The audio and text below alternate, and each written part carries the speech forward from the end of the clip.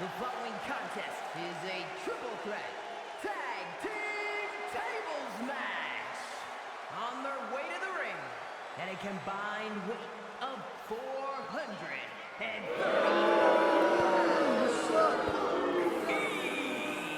and Jacobs, the Brotherhood.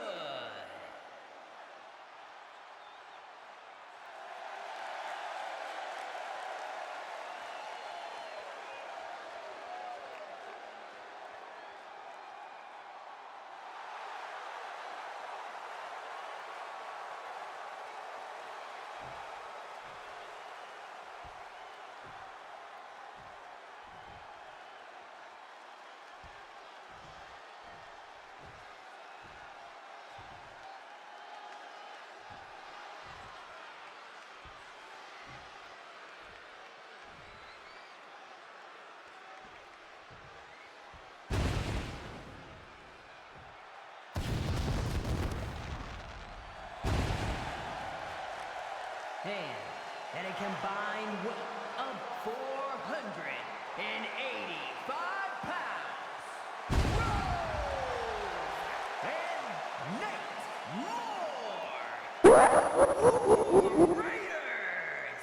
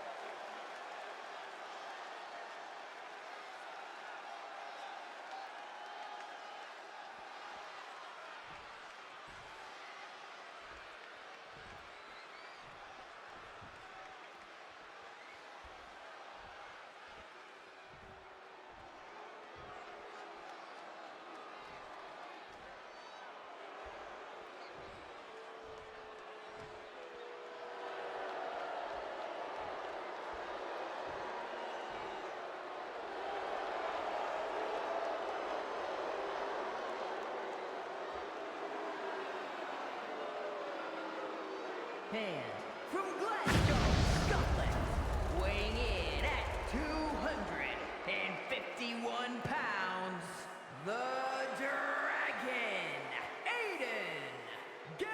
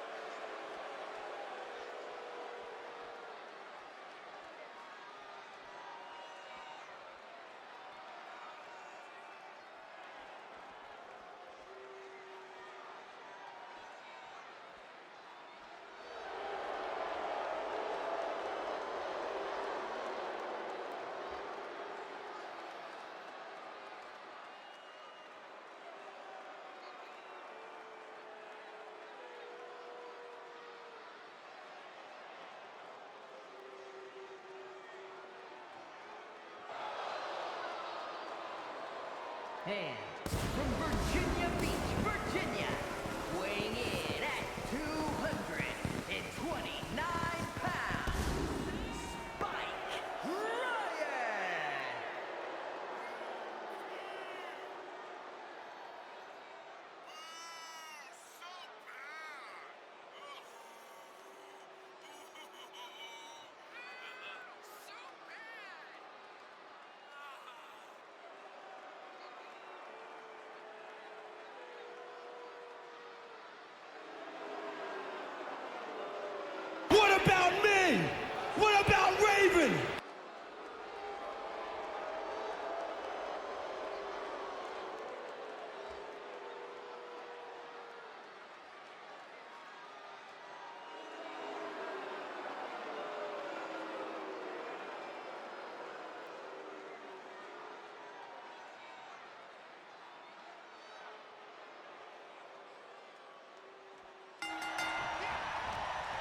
Whoa, what a great way to kick off Beach Brawl 2026, a 3-team elimination tables match. This wasn't on the card.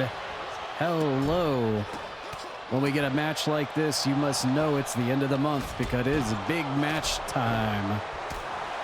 We've got Nathan Moore and Rogue, FAFO taking on Best Friends, who are taking on the newly established team. We don't know how long that's going to last because Aiden Gallagher has to come back out here and wrestle again a second time in what is being called a retirement match. So Aiden Gallagher pulling double duty tonight. You don't get to see that very often, but what a very exciting way to kick off Beach Brawl here tonight. Here in the hot summer sun, here on the hot summer beach. We see out in the ringside area the hot summer sand with two tables already set up for this match to start us off. Thank you, Spence. I appreciate that. Yeah, this arena looks pretty good. I like it. Basically fits the epitome of that hot summer sun that we are all dealing with as soon as we step outside right now. Am I right or am I right? Thanks everyone for being here. Should be a good show. Got lots of titles on the line. Lots of feuds and story progressions. Some of them coming to an end tonight, as a matter of fact. And we've already seen one big shocker. Apparently, Tad Peters is still alive. Assholes from the Spencer estate. And he has got revenge on his mind, as we saw in that opening vignette. I'm hearing we got a little bit more twists and turns and surprises before we're all said and done tonight. So you definitely don't want to turn that dial. As we get Spike Ryan making fun of Nathan Moore here. That's a rivalry right there, if there ever was one. Oh, Aiden Gallagher pops Puppy over the head with a stop sign. And these three teams here have just been at each other's throats for several weeks now. Between the rivalry of Spike Ryan, Nathan Moore, Rogue, and FAFO in general, and then the loudmouth brashness of one Aiden Gallagher that has brought AJ Jacobs and Puppy into this thing. This thing has just escalated to where there's a lot of cast of characters involved in this one giant rivalry going on right here. And I'm being told this is set for elimination rules, so one by one, someone's going to have to get crunched through a table here in our opening match to be eliminated in this 3-team tornado tables match. There are no pins, no submissions. Weapons are allowed, of course, on a night where we are going to see so many great matches, including our main event, the world champion Psycho T teaming up with Spinny to take on Cassidy Ryan and Pat McAfee in his first ever CPW matchup. That's our main event. Someone has been busted open. I think it was Puppy, as Nathan Moore gets hit with a running power bomb and retreats out into the sandy ringside area. Spike Ryan connects with a springboard clothesline onto AJ Jacobs.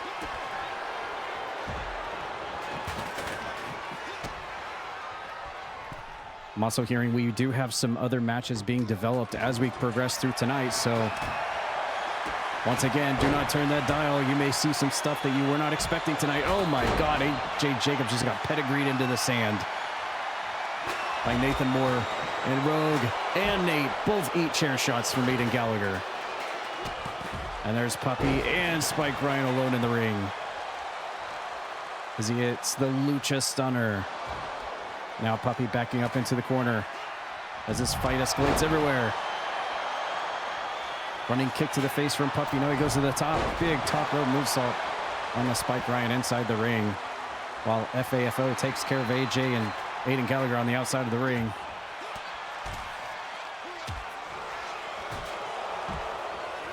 So far, no eliminations yet in this three-way tag team tables match. Oh my God, AJ Jacobs getting hit with the FU from Nate. And now Spike Ryan, I think, has been busted open. And now Nathan Moore going after Puppy.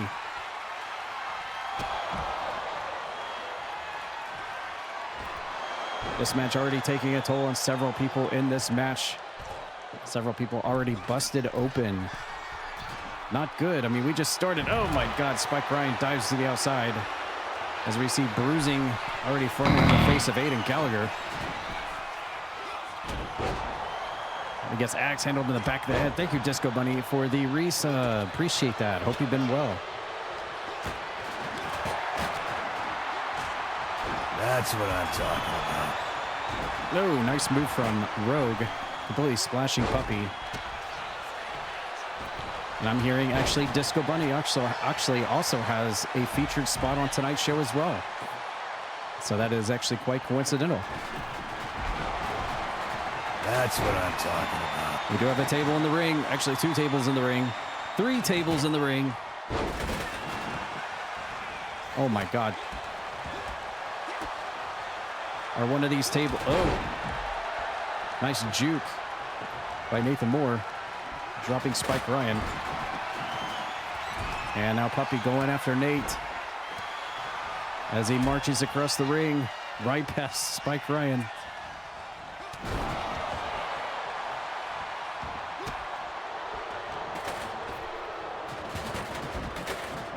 And Spike Ryan double underhook into the backbreaker. Onto Rogue. There goes Spike Ryan out of the ring. Tables everywhere. Tables glitching everywhere. I am the table.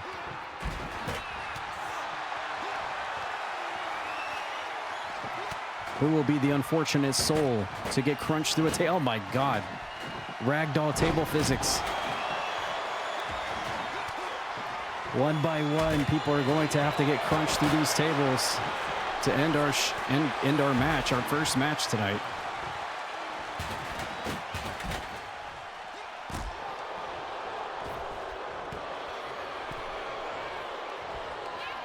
And this is just what everybody wanted in this match, just a match that had everybody in it so that they could just all take their frustrations out on each other that have been building after the past several months and the past several weeks in some cases. Uh-oh, vertebraker from AJ to Rogue. What was that, a Pele kick? I don't know what just happened there. Aiden Gallagher, close-up shot of his face. He's been already taking a beating in this thing. He's got to be careful. He's got a match with Linky later. He does not want to exert all of his energy here.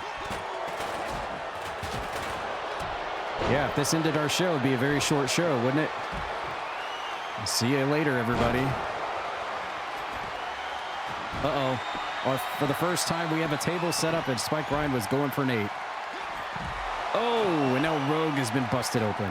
We have 2 tables set up in the ring now. 2 tables set up in the ring. Oh. Big electric chair drop from Aiden to Puppy, and now he takes out Rogue. Everybody is so focused on just beating the crap out of each other. They don't even care about the table stipulation. Oh, man, Puppy just got whacked. Here comes Nate. Oh, Spike Rice slips out of the FU and reverses it with Uranagi into the Anaconda Vice, but AJ Jacobs breaks it up. And already the commentary table has been busted open here in our first match.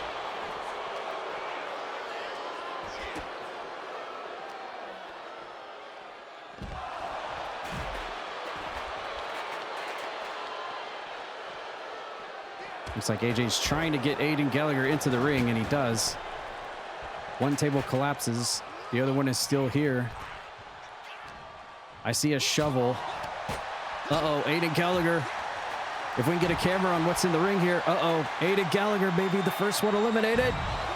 No! Aiden Gallagher, the first one eliminated, courtesy of AJ Jacobs. And that is a heated rivalry that's been going on for several weeks as well. Aiden Gallagher is not going to like that he was eliminated by AJ Jacobs tonight, as he has been personally calling him out. And AJ Jacobs gets a little victory here tonight by putting away the brash, foul-mouthed Aiden Gallagher. And now he can actually go to the backstage area and prepare for his match with Linky later, at least. But that's also bad news for Spike Ryan because that leaves him at an disadvantage here. Because we already have a 4.5 match star rating. There were 2 other complete teams here, and then Spike Ryan by himself.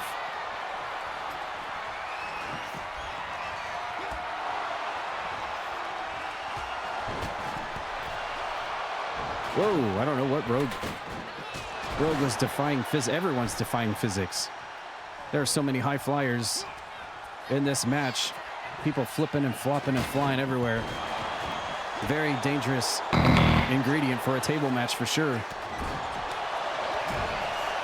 And thank you, Necro, for the resub. Appreciate that. Oh my goodness, there are bodies and table shrapnel everywhere. Uh-oh, Nate. Oh, catches AJ Jacobs in the face with a super kick. Where's he going? Oh my God, I thought he was going to crunch himself through a table. Now we have FAFO taking care of best friends in the ring right now. Uh-oh, Nate looking to eliminate AJ. Is he going to do it? Oh no. I think Nate maybe serving up an FU. Oh my God, AJ Jacobs has been eliminated. Nathan Moore with an elimination. Taking care of AJ Jacobs with the FU. After AJ previously eliminated Aiden Gallagher first.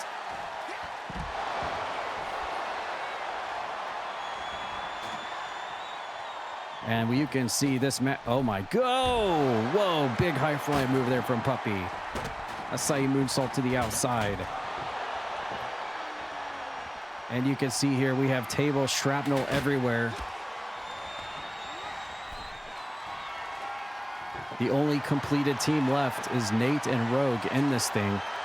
Doesn't necessarily mean that they're odds on to win, but it definitely helps, that's for sure. Uh-oh, Puppy may be the next one in trouble here. Oh no, Spike Ryan. No, you're supposed to be friends. Spike, look at FAO. They're just watching. Puppy fights out. Puppy fights out. That just goes to show what Spike Ryan thinks. At the end of the day, he's in it for himself. He wants to win this match. Oh my God! And Rogue has just eliminated Puppy. The overhead release suplex has just taken care of Puppy. And now it is down to probably the most poetic ending of this match that we could possibly get. It is literally Spike Ryan versus Nate and Rogue in a 2-on-1 match here in this 3-way tag team tables match. 5-star match rating. Of all the ways that this could have ended, of all the ways the RNG gods could have decided, this is the way it is ending right here. And now it's up to Spike Ryan to turn back and put away not only Rogue, but Nathan Moore in this 2-on-1 scenario.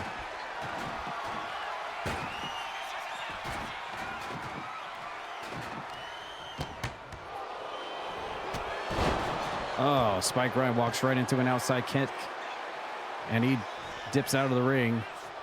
The former World Tag Team Champions following suit here, both sides. Oh, Nate crashes and burns onto the sandy beach at ringside.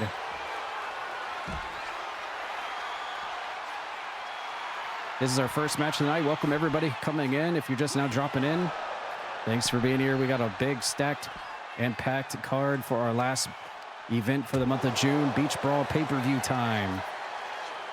If you are here in chat, I will definitely try to get you a match, so do not worry. Stick around, lean back, enjoy, and have some fun.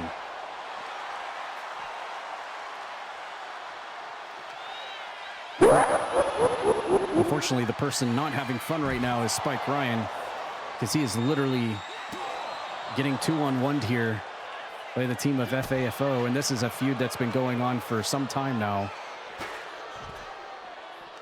Seems like right after Spike Ryan got rid of Mr. Coke, he immediately inserted himself into this situation with Nathan Moore and company, and Nathan Moore's body is completely bruised and battered, showing signs of this match for sure, as this duo is just completely Oh, Spike Ryan getting thrown head first into the steel post.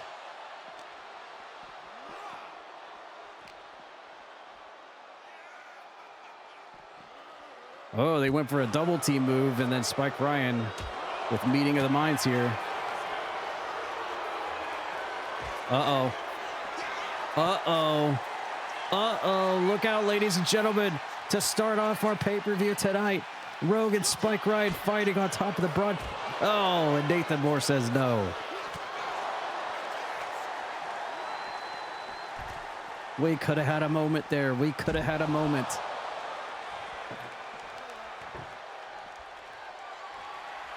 And now Rogue setting up a table in the ring. As Nathan Moore hits a pedigree on the outside into the sand.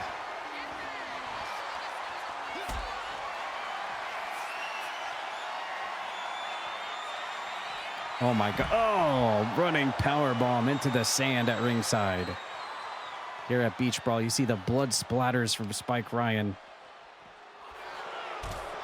Well, Nathan Moore is certainly covered in bruises and cuts here as well. I believe Rogue is also busted open. And here we go. And there's, oh, end of the day for Spike Ryan. And he landed himself on that table, the metal part of that table. That is not going to help him as Nathan Moore connects. Springboard high knee to the side of the head. You And just made the list! maybe looking to end it here. Uh-oh. No, Spike Ryan fights out of the reversal of the table. Oh no, Rogue has got him up. Where's he taking him? Oh no. Whoa. Table gets collapsed.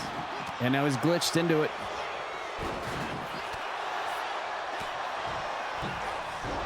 Oh, and Rogue crashes and burns into everybody. Now we have a triple down. Everybody's down in this one. What a way to kick off tonight's show. Our June pay-per-view extravaganza, Beach Brawl. What? There's a football in the ring. Well, I mean, it is Beach Brawl. Man, Nathan Moore's body is just completely messed up. Look at all the bruising on Nathan Moore's chest and back. He has been through some pain in this. Oh my God, Rogue off the top rope to the outside. And Spike Ryan still fighting off this 2-on-1 situation. You got to give him some credit. He's still been able to hang in there. All he has to do is somehow eliminate somebody, and then he narrows the odds down to 1-on-1.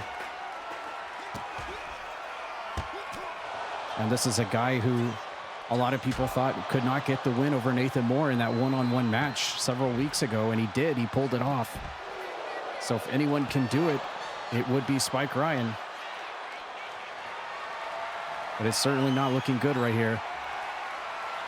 Oh no, not into the post. Oh my God. And already bleeding and busted open Spike Ryan getting lawn darted into the post. And these two guys are just fighting over him right here.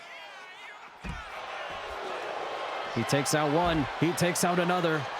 Cinching in the Anaconda Vice on the Rogue on the outside of the ring into the sand. And unfortunately,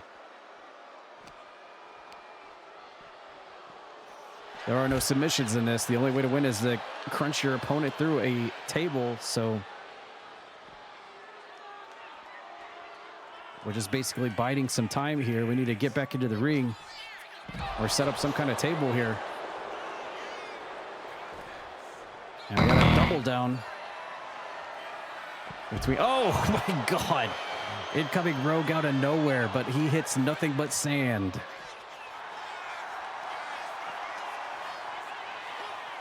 Side slam. Hey, puppy, what's up? You were in this match earlier. What a match it has been. Now we're down to 3. We started with 6. And Spike Ryan is taking a walloping.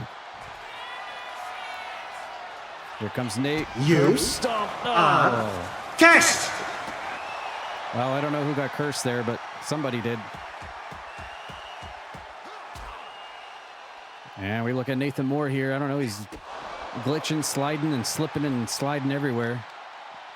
Not sure what was going on there, but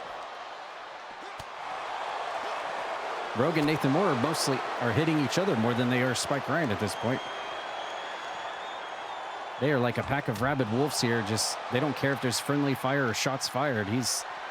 They are just unloading on each other as much as they are on Spike Ryan. And well, it looks like we're going to try to get back into the ring here. No, never mind. And there's Spike Ryan again with the upper hand on the former tag champs. Look at this, Spike Ryan. He's got Nate cinched in. And Nate is, look at that, Nate's tapping. Nate is tapping to the Anaconda Vice, but unfortunately it doesn't mean squat in this match. You got to crunch him through a table. All right, looks like we're finally back into the ring where things can get going here.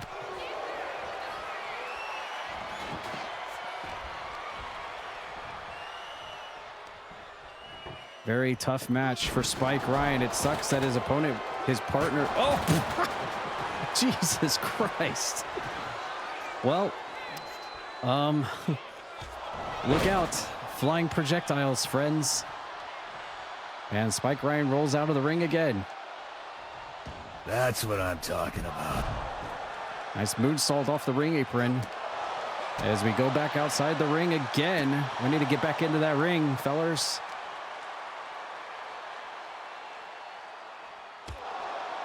Big high knee there from Nate. Leg DDT.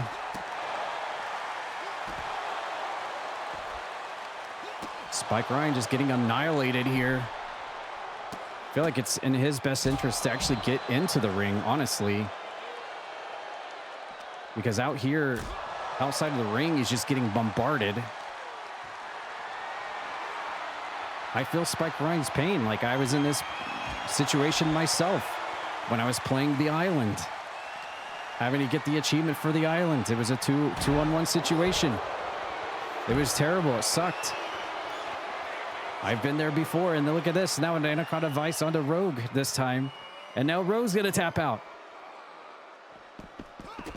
He just literally made them both tap out in this match, but it doesn't matter. It doesn't matter at all. But they have both tapped out to that Anaconda Vice.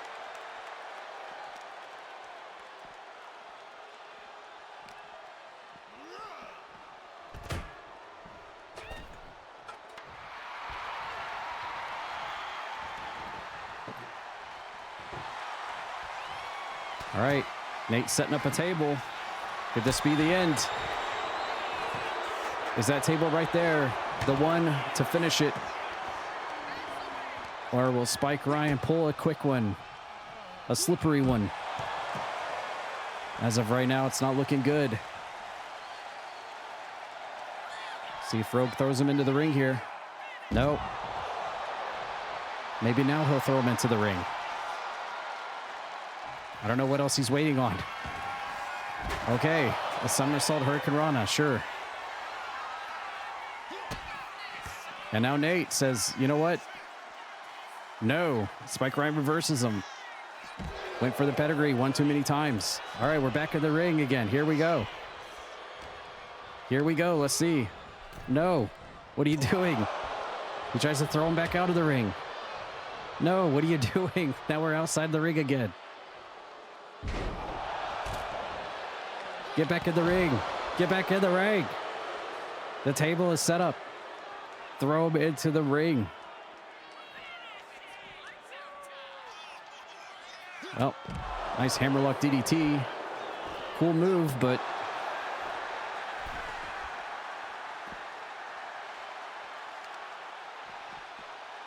now Rogue working on the leg.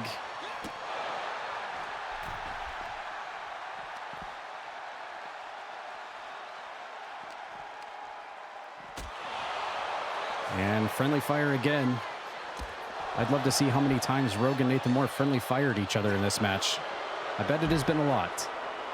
And yet another submission move here on Rogue. I mean, he's already tapped out earlier, so he's obviously going to tap out again. But again, this proves nothing. You're not going to get the win with this.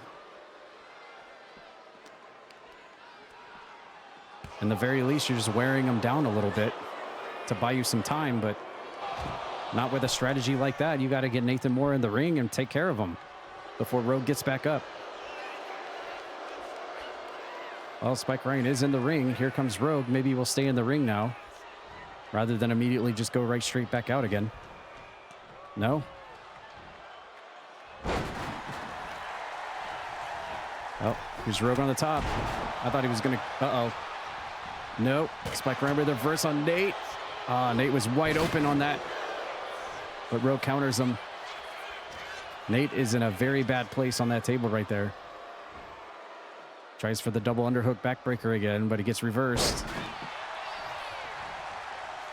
All Spike Ryan has to do is pull a slippery one here. And if these two would actually cooperate and collaborate and be on the same team here, they could finish. Oh no, Nathan Moore's gonna be the one to do it. Nathan Moore's the one to do it. After all the commotion about Spike Ryan beating him at Tuesday Toxic several weeks ago, Nathan Moore gets the scoring pin and the scoring shot to win it here tonight on Spike Ryan.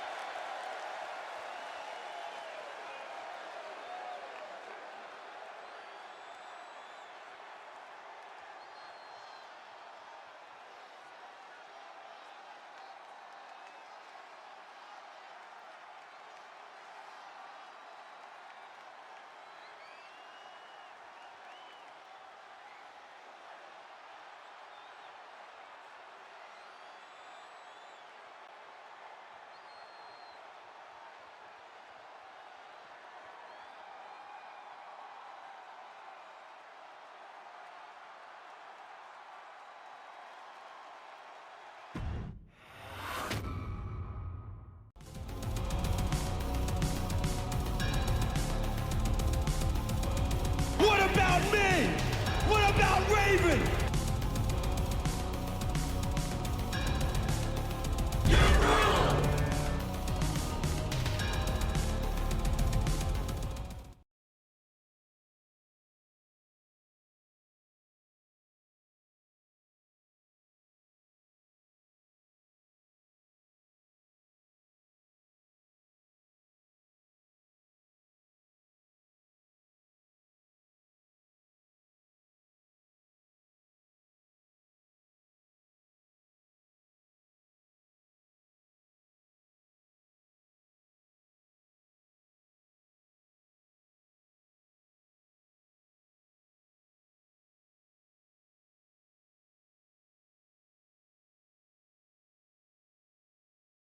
Why'd he bite me?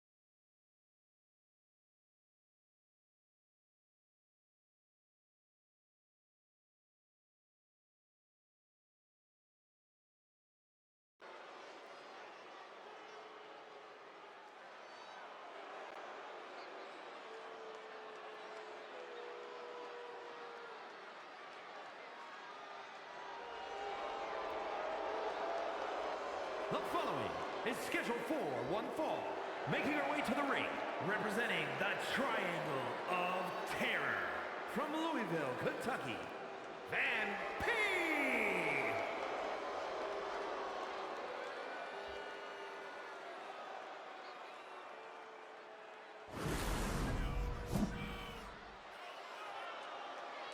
Wait a minute. Wait, what? North Greenfield. How dare you?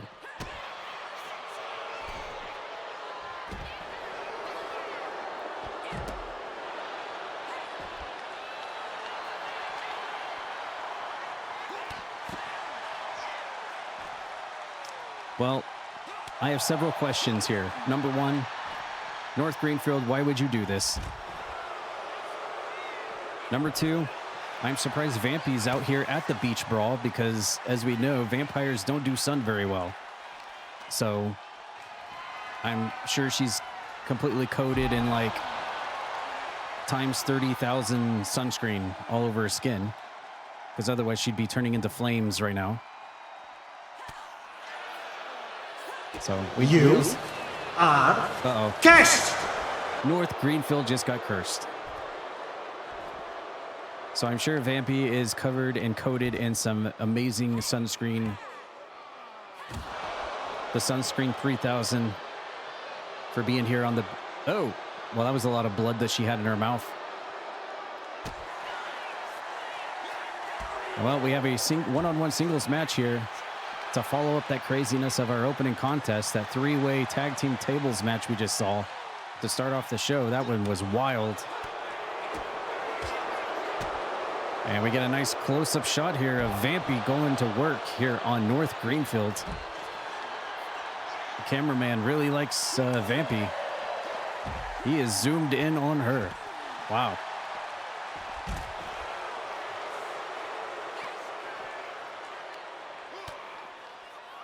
I've never seen this is like FOV like 0. We've got the FOV 0 cam here on Vampy. And yes, for those that missed the beginning part of our show tonight, we did have the special introduction from AzurRayne. So if you were not here for that, you definitely want to check that out. And of course, we had a very interesting vignette from the return of one Tad Peters, who we have not heard from ever since the big one several months ago after he lost to Nathan Moore. Apparently, Tad Peters is quietly plotting his revenge deep in the bowels of the Spencer estate. Oh my God, the referee's going to throw this one out. No, this is a pay-per-view. No, ref. Look, Vampy, honestly, this is North Greenfield's fault. He should have came out here and ambushed her. So we're going to rematch this one, get him back into the ring. Let's get him back into the ring and let's start this match. All right, here we go. This is a pay-per-view. We don't do that kind of stuff. Maybe if it was a normal Tuesday night Toxic, sure. But this is pay-per-view time. We don't end matches like that. This is obviously an impromptu match here.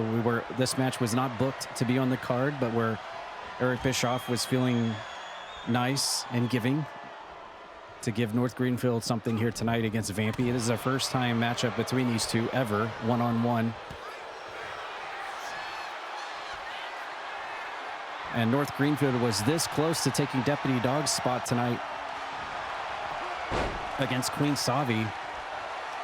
If he had won that match last Tuesday, he would be getting the Young Lions title match tonight.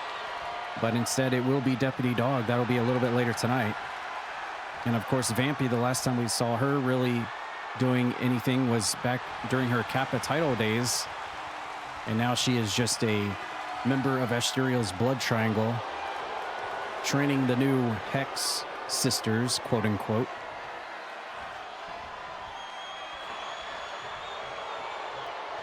Here in our second match of the night, we will be having a women's title match tonight, the huge match. Ashterial putting her women's title on the line tonight against Celestia. We also have our tag team main event match. Cassidy Ryan and Pat McAfee taking on Spinny and the world champion Psycho T. We've got Grimm versus Raji in the 1 year ago anniversary first ever world title change match between two of the three members of Toad Talk podcast, which, by the way, if you've not checked out this past Sunday's episode, we do a weekly podcast called Toad Talk. It's available on YouTube, Spotify, and Apple Podcast. And we are currently doing a giveaway for the deluxe edition of GTA 6. All you have to do is type the special hashtag in the YouTube or Spotify comments for an raffle entry all the way into November. And every week you get to put another entry in all the way to the release of GTA 6 on a console of your choice, PS5 or Xbox. That is courtesy of Toad Talk, our weekly podcast. I feel like there's going to be a lot of people saying that after they buy the physical copy and realize there's not a disc inside. That is the meme going on right now. As we have fisticuffs here between Vampy and North Greenfield. Who's going to win the slap fighting between the vampire and the Chav from Hungary? Oh, and it's Vampy. The standing dropkick takes him down. North Greenfield, a member of the Rock Hard Meatballs, who will be in Rock Hard Meat will be in action tonight, defending his international title against the Grimm Weaver. And that'll be a case of two big men slapping meats. We'll be seeing that later. As well as that retirement match, Linky versus Aiden Gallagher. What does it even mean? Who's getting retired? Vampy with the Impaler DDT. It gets the job done here tonight on North Greenfield, despite the early match assault on her. Here's your winner, Vampy.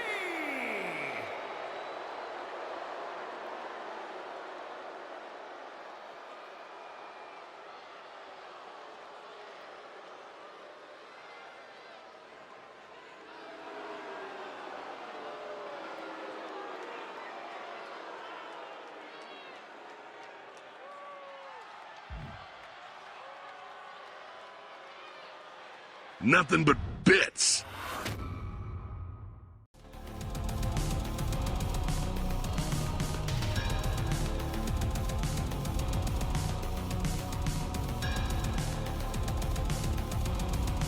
That's what I'm talking about.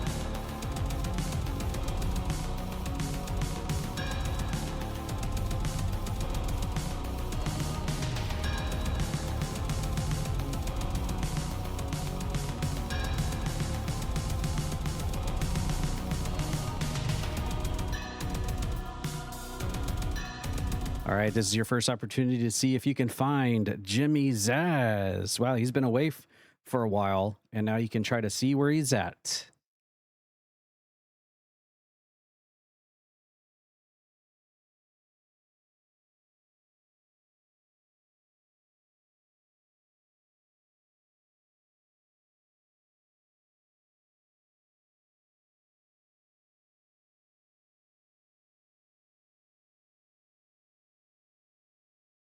Say cheese!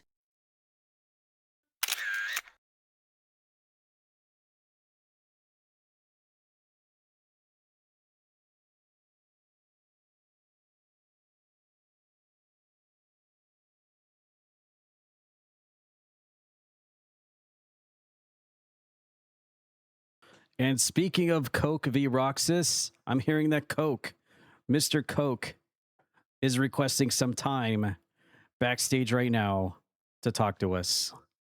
So let's see what Mr. Coke has to say here tonight at Beach Brawl.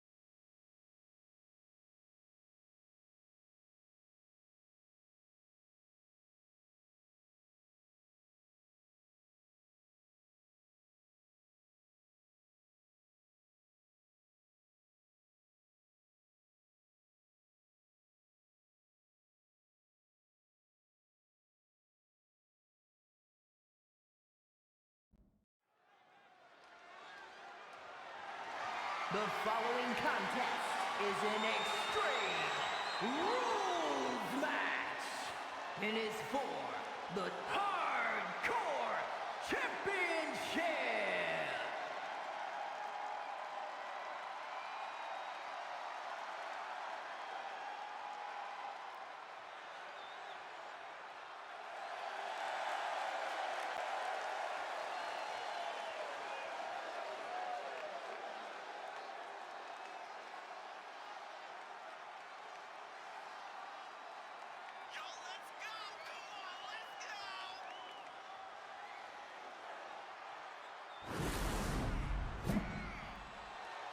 Wait, another one?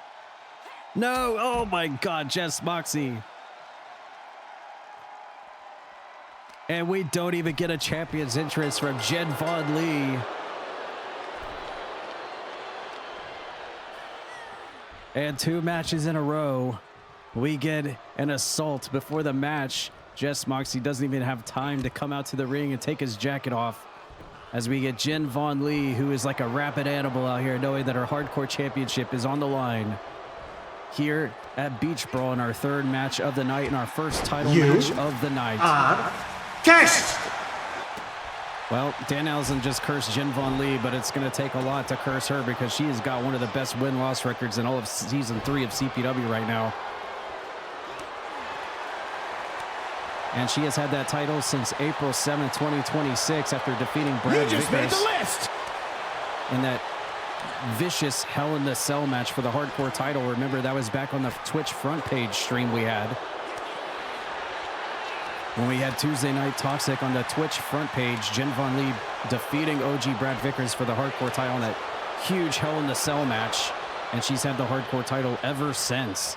Jess Moxie, also a big record breaker right here, the only person to ever hold the hardcore title 3 times. And if Jess Moxie can win tonight, he will increase his world record of CPW holding the hardcore title. He will be a record-setting 4-time hardcore champion, but he's got to take down the unstoppable Jen Von Lee in that submission hold that she has, that octopus stretch that has made people tap out left and right. And we immediately get thumbtacks in the middle of the ring, courtesy of our hardcore champion.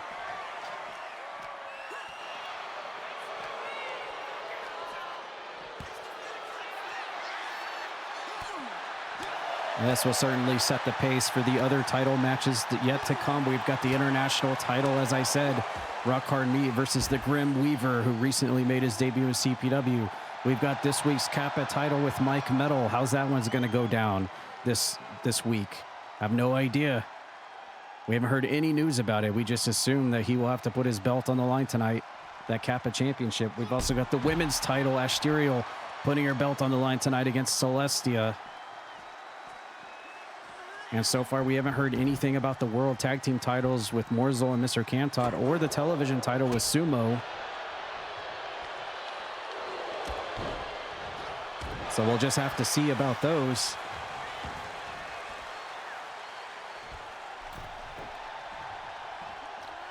And of course, the last title that would be rounded out in that discussion would be the Young Lions Championship. And with that, we know Queen Savvii will be defending that belt against Deputy Dawg tonight in singles action. Jess Moxie diving off the top rope with a shoulder block onto the champion, but Jen Von Lee immediately kicks out.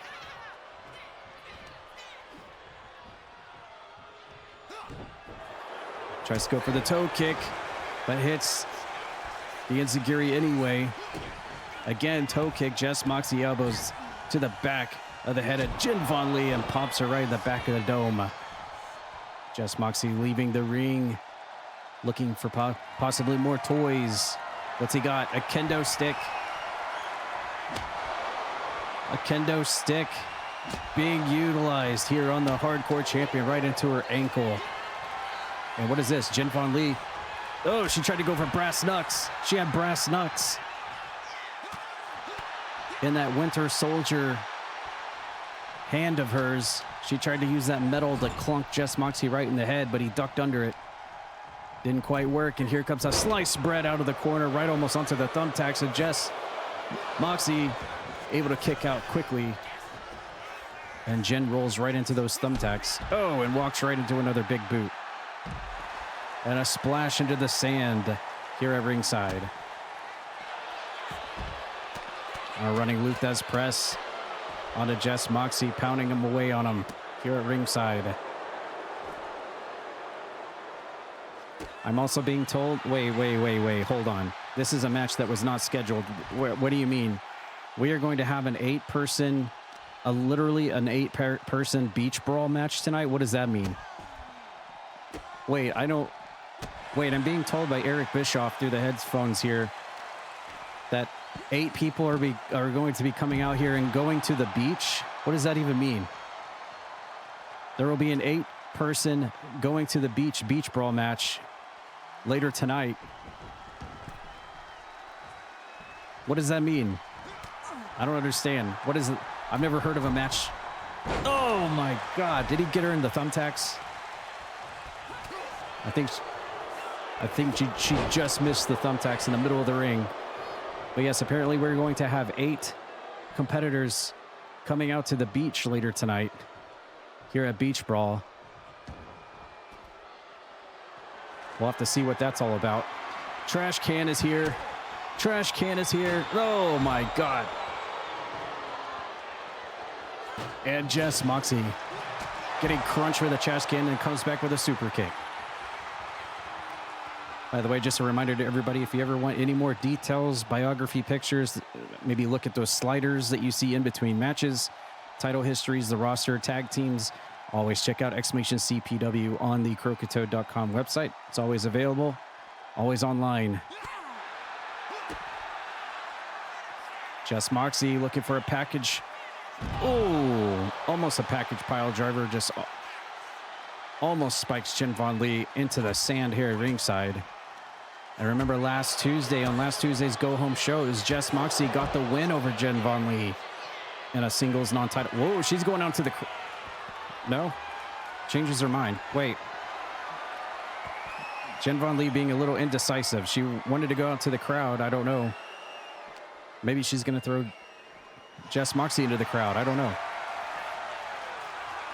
Nevertheless, we got fighting outside the ring.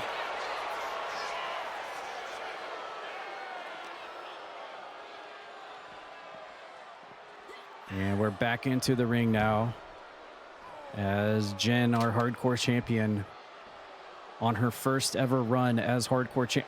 What is this? Oh my God, she just lit a table on fire. Lady, oh, and it's out.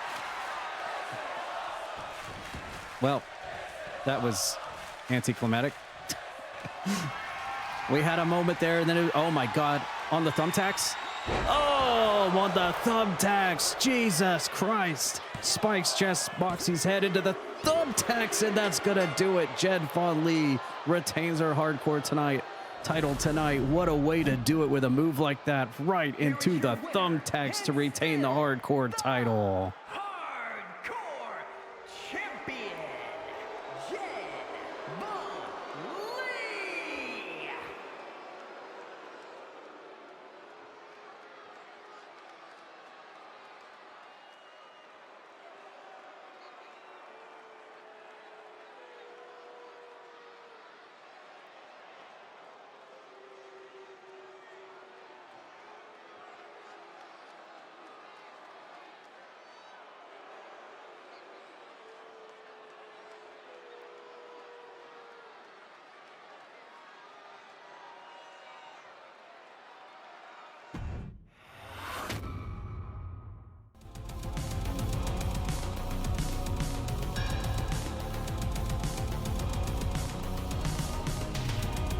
All right, I'm hearing we have something going on in the backstage area. Let's tune in and see what we got.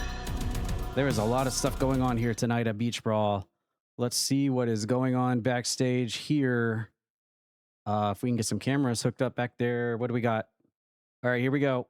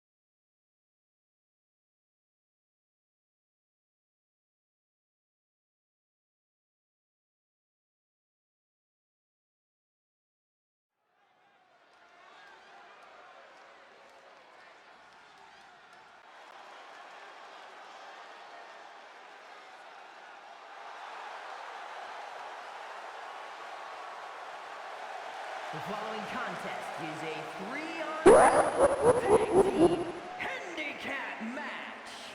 Making her way to the ring from Anaheim, California, Diamond.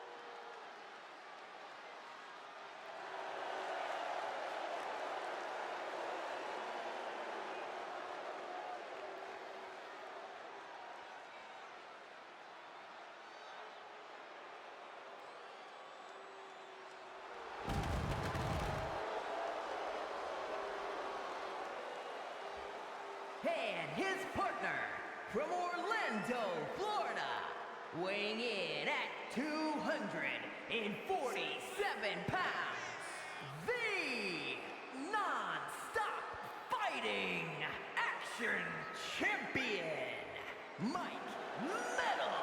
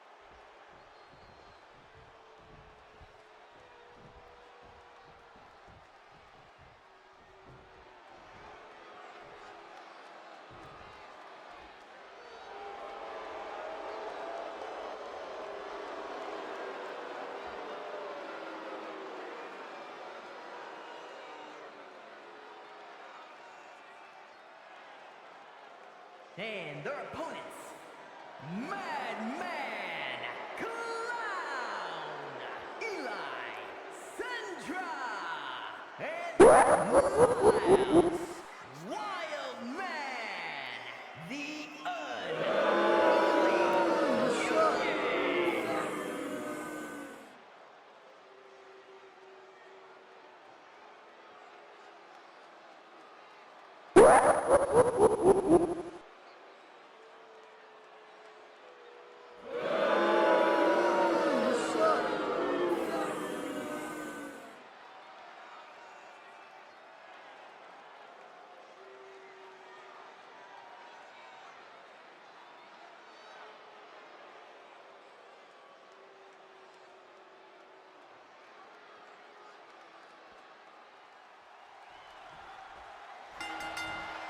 All right, here we go. We just saw this segment go down in the backstage area just right before this match started. We saw Mike Metal and Diamond shake hands backstage and agree to team up tonight, even though they know that the odds are against them and maybe even Diamond is not 100%. She's still wearing that neck brace.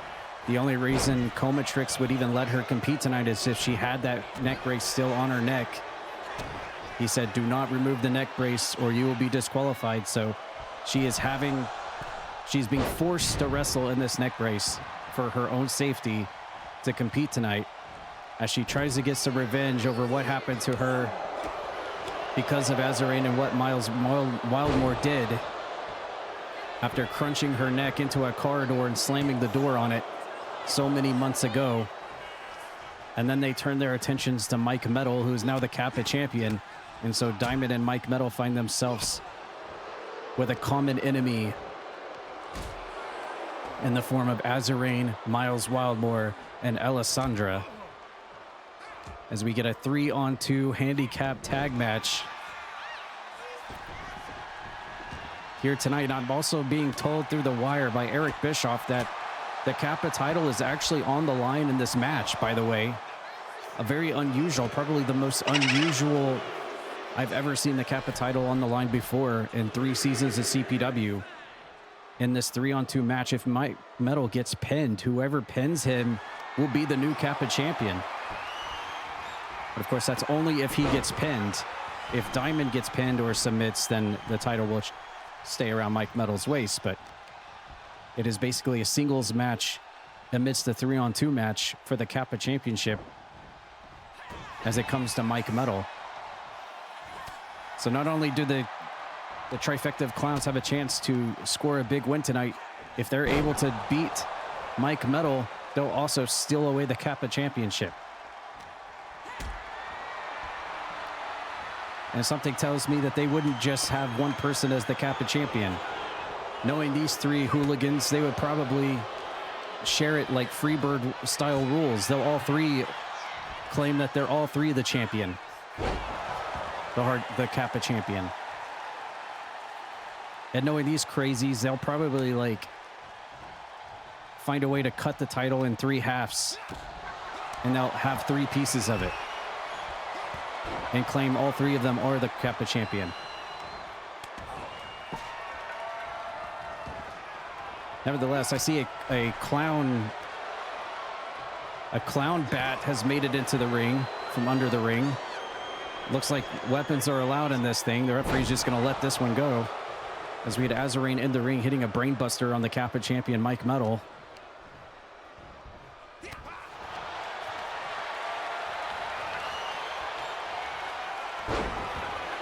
AzurRayne scoring the reverse DDT. Mike Metal quickly rolls him up. Very early in the match, not even a 1 count.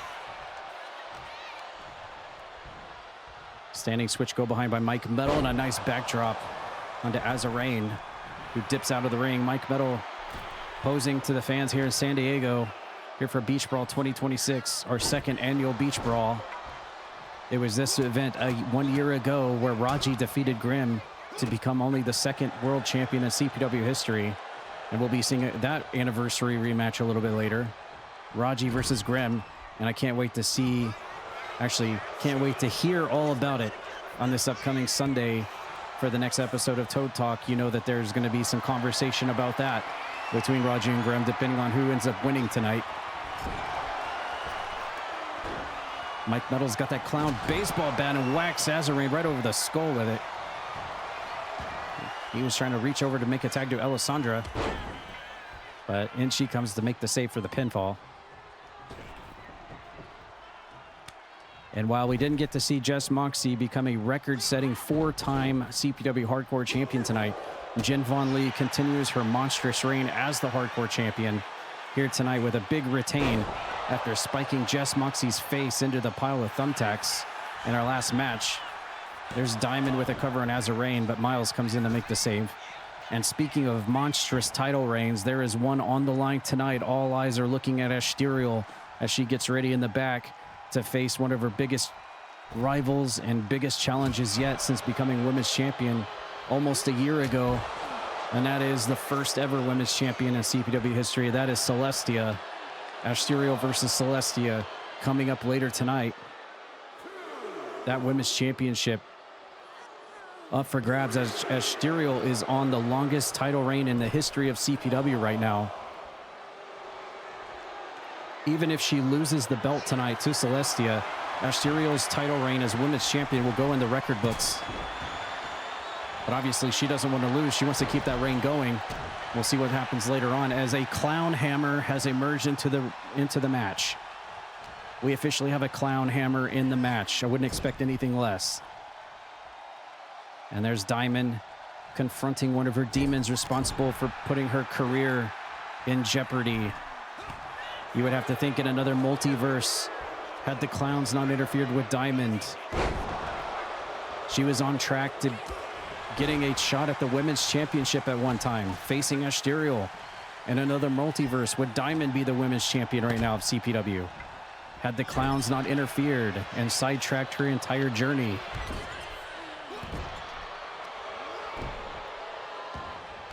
AzurRayne focusing elbows and arm shots to that neck area. They all know that that is a very soft and tender place. Tag team moves here from AzurRayne and Miles Wildmore. Double shoulder block. Uh-oh. Oh! And well, I don't know if that really affected Diamond that much. I mean, she is a former American gladiator. She can do the splits and she's very flexible, so probably didn't damage her as enough as it would anybody else on the roster. What is Diamond doing? Wait, is she stealing AzurRayne's finisher? Oh! Diamond just kicked Miles Wildmore right in the Wildmores in the corner right in front of AzurRayne. That's AzurRayne's move. That's the move AzurRayne's known for. Diamond propping Miles up in the corner and kicking him right in the balls right in front of AzurRayne. Now that is a slap in the face right there as Mike Metal has Miles locked up into this inverted Boston Crab looking for a submission win here, but Miles gets out of that. Oh! Nice counter to a super kick. Miles Wildmore flying through the air, hits a tornado DDT and a discus clothesline for good measure. And now Miles set with a finisher here on Mike Metal, the Kappa champion.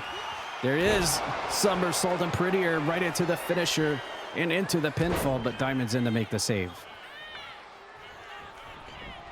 And remember, the Kappa Championship is on the line as long as Mike Metal is in the match, the legal person in the match. Whoever pins or makes him tap out will be the new Kappa champion if they can do it. If it's Diamond, then Mike Metal will keep his title. Very interesting way to integrate the this week's Kappa Championship into this match here at Beach Brawl. Again, thanks everyone for being here tonight and watching this week's episode of CPW Wrestling. If you're here in the chat, I will make sure you get a match tonight, so don't go anywhere. Thanks for being here. Thanks for the support. And also just a reminder to everybody, my birthday is on Friday and we will be doing multiplayer this weekend. So expect some fun stuffs. Leaping tag, and now Alessandra is in for the first time. And now we're gonna see the two ladies do battle for the first time tonight. And it is Zozakin's birthday today. Happy birthday to Zozakin. It is his birthday today.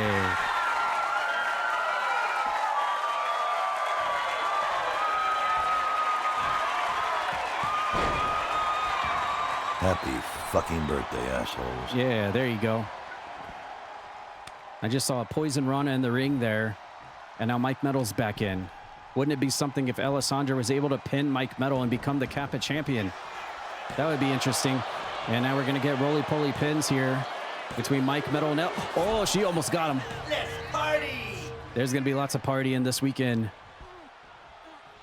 The Croakitoad birthday bash on Friday and then multiplayer this weekend. Oh, yeah. Lots of fun stuffs. Alessandra sending Mike Metal off the ropes. Missing the running kick.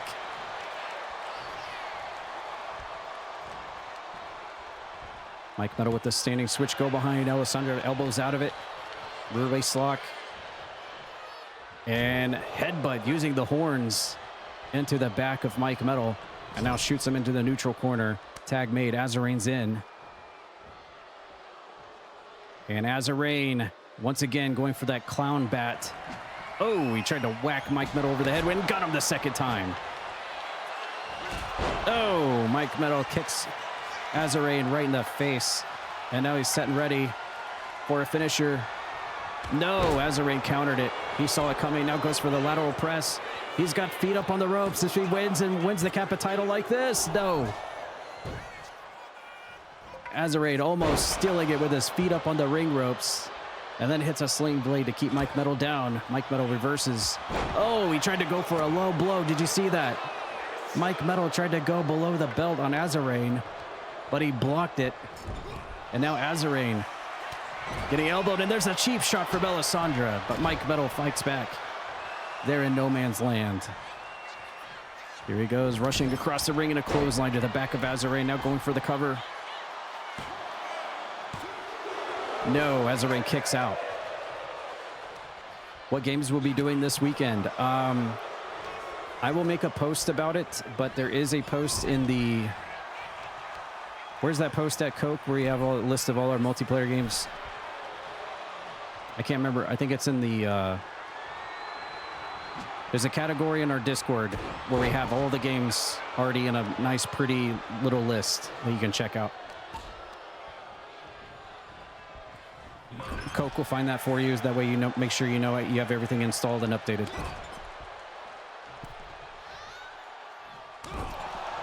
Mike Metal scraping the elbow into the front of AzurRayne's face. Looking for the kick, but he throws the foot away.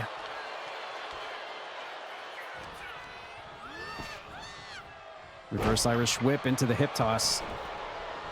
AzurRayne making a tag. Alessandra's in.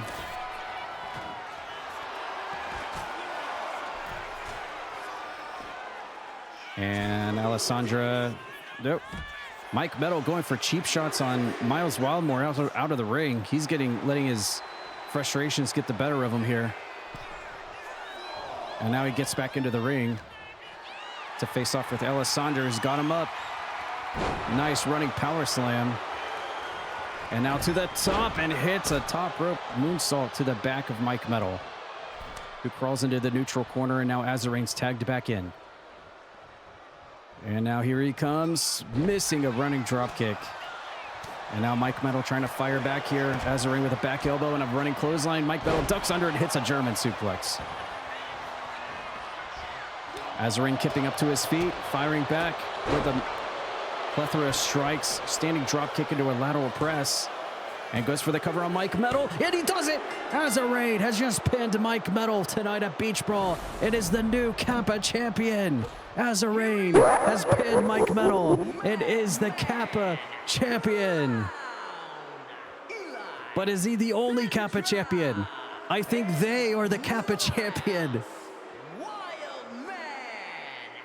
I think they are the Kappa champions. Oh my God.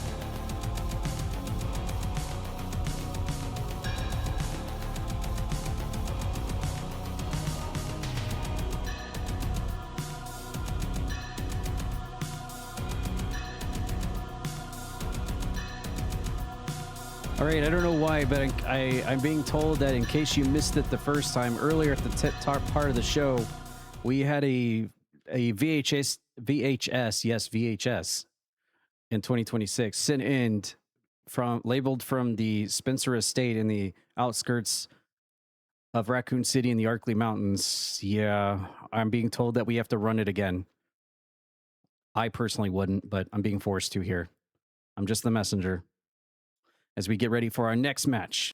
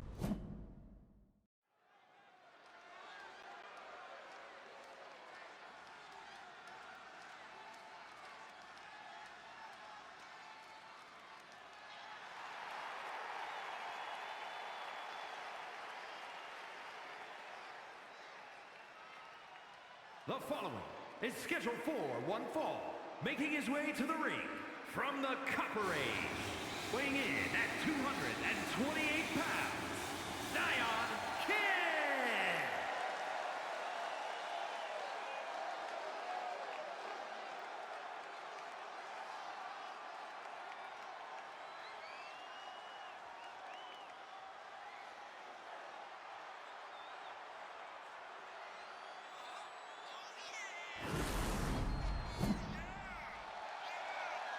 Another one. Boz. Boz. Come on.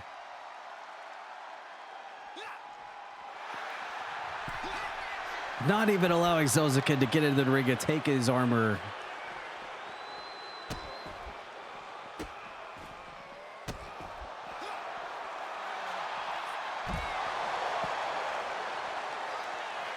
Well, to be fair, Zozakin is also known to do this to other opponents as well, so everyone's just feeling froggy tonight. They just want to come out here and ambush their opponent.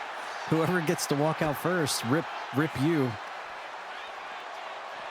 And well, I guess not only is this a Wizard versus Paladin match here at Beach Brawl, but this is also a Happy Birthday Zozakin match. What the heck was Zozakin doing? I think he was digging in the sand looking for a treasure. And look at this. This match not even getting into the ring as they fight here in the sand, here at ringside at Beach Brawl. Welcome in Lone Star. Welcome in Zach, Helldiver Zach as well. Welcome in everybody.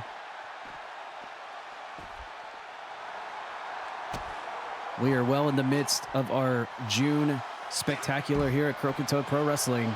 Beach Brawl, the last Tuesday of the month.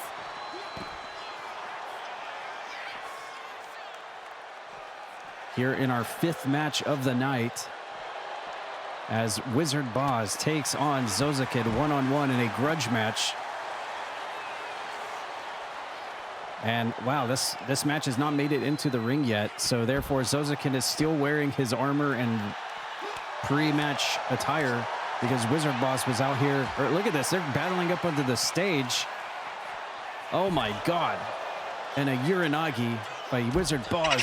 There on the concrete here in the arena. Look at this. My God. Wizard Boz is just laying waste to him here.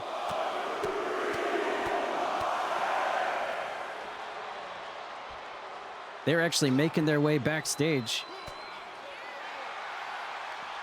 I wouldn't be surprised if they...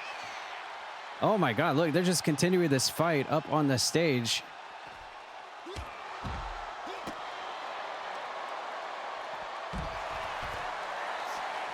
Oh. And there you go again, another one where the referee says stop it. And I think in this situation, I think Eric Bischoff is actually going to go ahead and just tell them, you know what, you want to fight everywhere in the arena? I'm going to let you do it because it's pay-per-view. So while we get security to get them escorted in the right position and get them off of each other for a second, we'll get this match reset up and we'll let them brawl all across the arena anywhere they want. So we'll be right back while we set that up.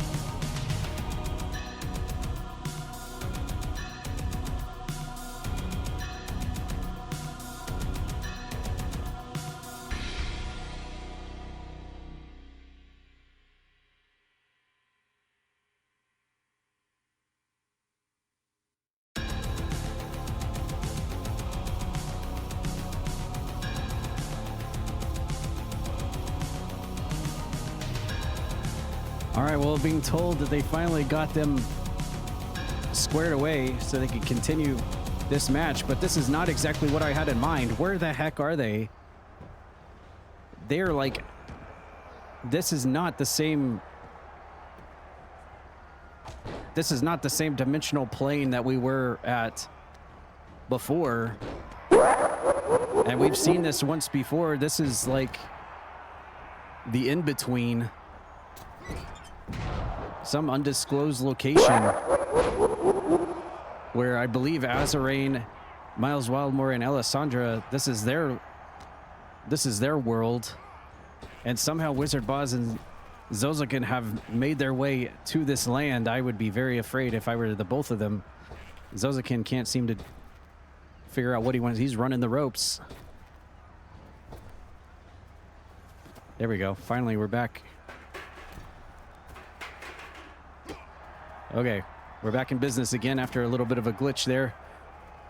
But yeah, we've only ever seen this quote-unquote area, if you will, one other time before. Very oh, look out, those crates are moving. There are barbed wire baseball bats on top of those crates there. This looks like a very, oh, almost like a place where like Jason would live or something. I don't know. Very creepy, mysterious place. Oh! This is definitely not the Beach Brawl Arena in San Diego, California anymore, that's for sure. This is where Wizard versus Paladin comes into full RPG mode here. We have definitely been transported to another realm.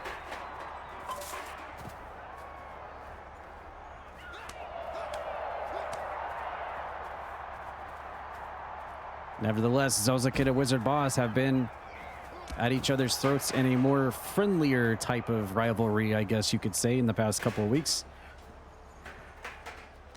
It definitely hasn't been anything like nasty or brutal in terms of rivalry, just more like, I guess, friendly competition against one another. Certainly there have been way more aggressive rivalries there in CPW, but it has led us to this interesting realm here. Oh my God. What is this? Oh! Here on Zozokin's birthday, his birthday present here in CPW, getting bashed by a steel chair by Wizard Boz 3 times. Make that 4. I guess he's 4 years old because he just got whacked with it 4 times. Oh!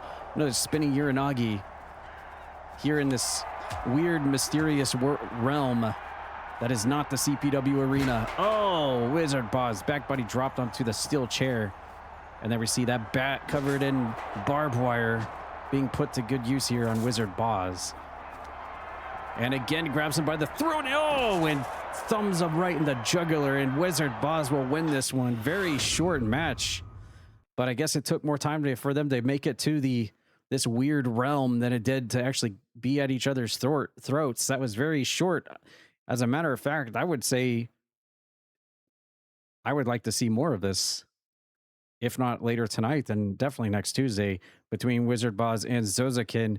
But for at least right now, Wizard Boz picking up the win in this weird realm match between Wizard versus Paladin.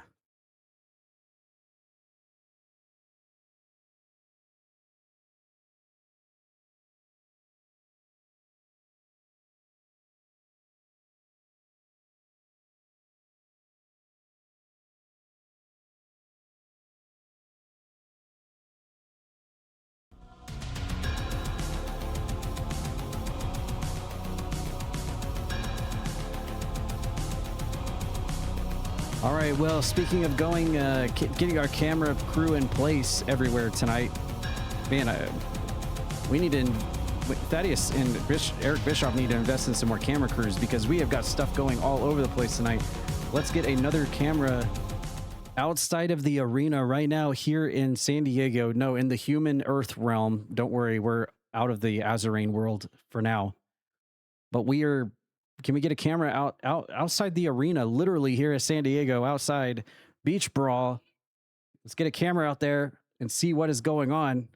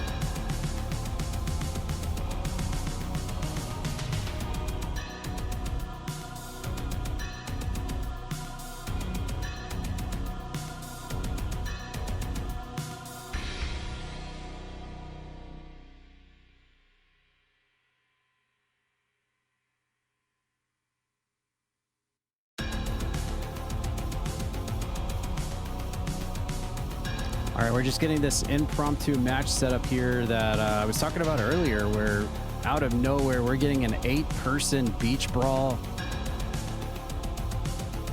match. I guess you could say bash at the beach. We're getting that set up real quick. How's it going, Cajun Jungle? Welcome in.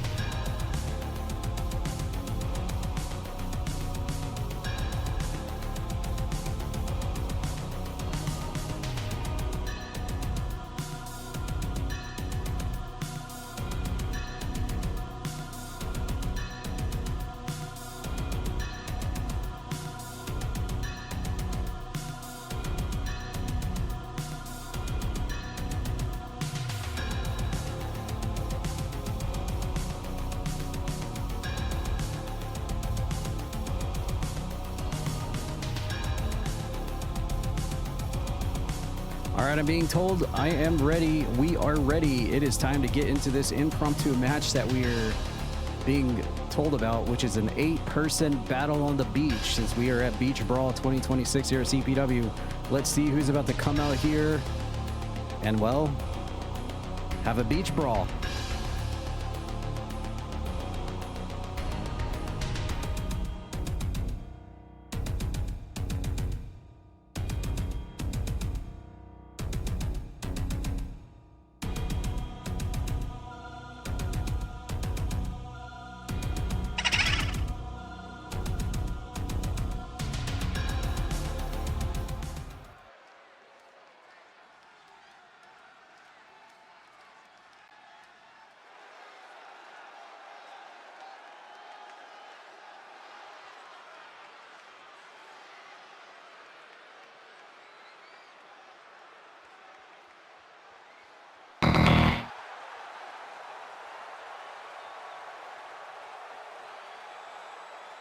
The following contest is an elimination match. Making her way to the Welcome to ring the beach. from Colorado's We get some Dead or Alive Extreme Volleyball at Beach Brawl tonight.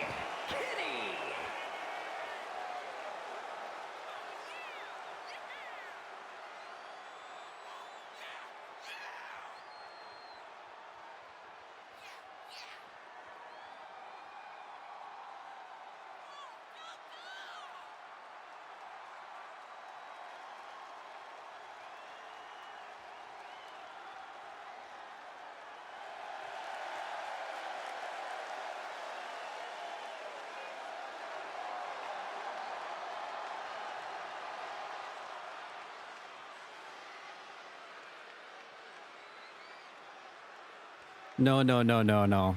You don't have to worry about my beach attire. I'm not there tonight. I'm in my mansion. What you should be really worried about is Raji's beach attire.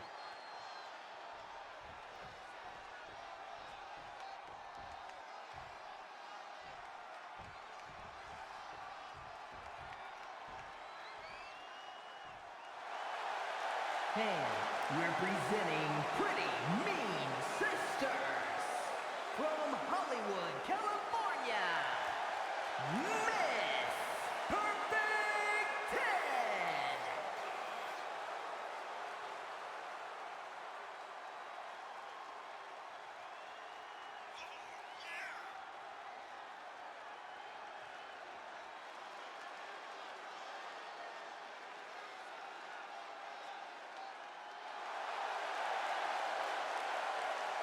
Hey, where's Jerry the King Lawler for this match? We need him. Puppies!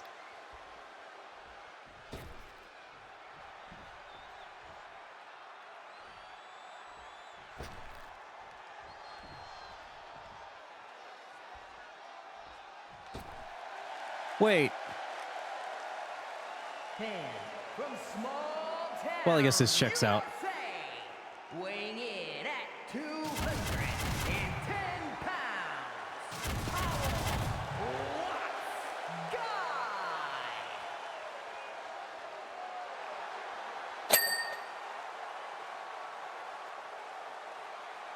I mean, somebody's got to wash down all the babes, right?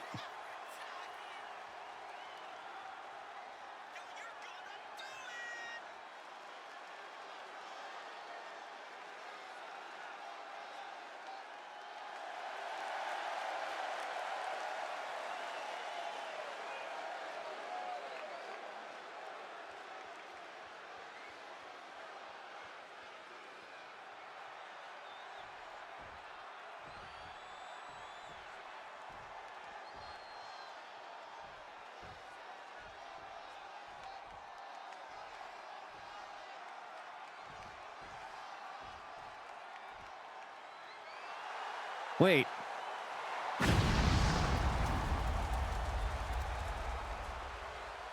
Wait.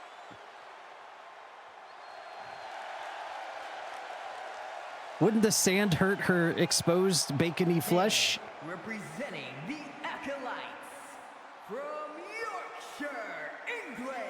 Wait, she's used to the lava though, isn't she? Laura. I have questions. I don't know how this would work. It's not salt, right? It's sand, so it should be fine.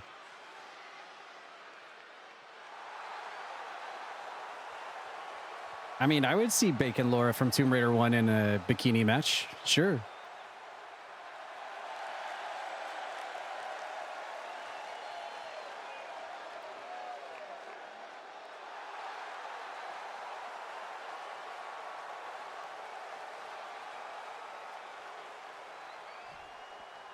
Well, we're getting ready for the beach here. It's summertime, everybody. Who else is going to join us in this 8-person beach brawl? Oh, no. No. No. Oh! And from Pineville, West Virginia, weighing in at 527 pounds, Jim Bob.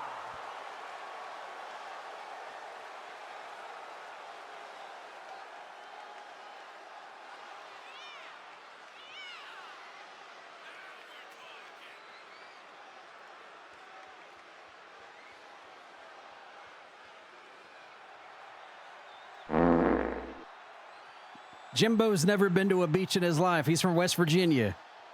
There ain't no beaches in West Virginia. There might be ponds, fishing ponds, though. Oh, my God.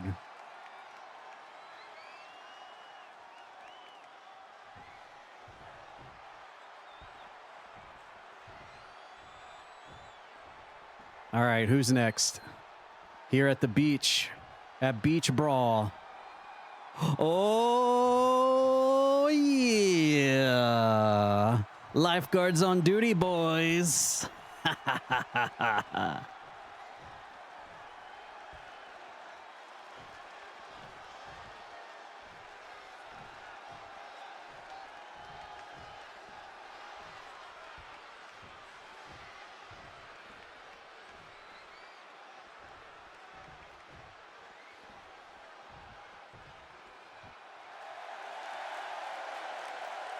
Oh my God!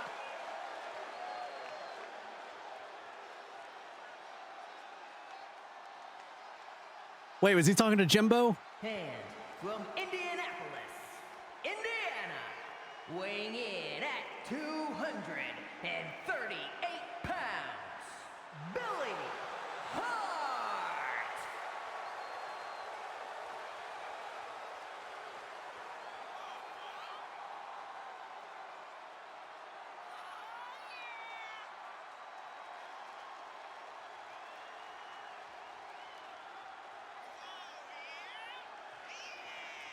Billy Hargrove, straight from the Hawkins Community Pool, joining us in our 8-person beach brawl.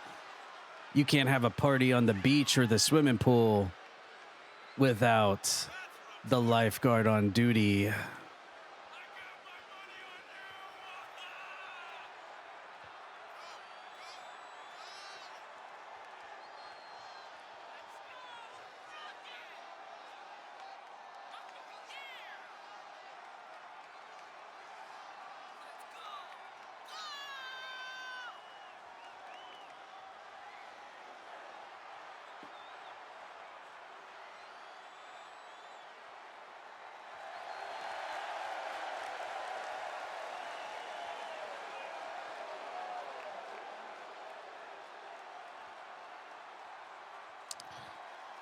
Also, for those that are not familiar, this is a character from Stranger Things, Season 3. Oh, yes, my favorite part. There he is, Mr. Hargrove. All right, we have 2 more entrants in our 8-person beach. Oh, God. And representing the Assassins.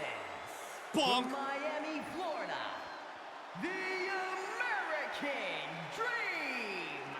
Straight out of Starfish Island.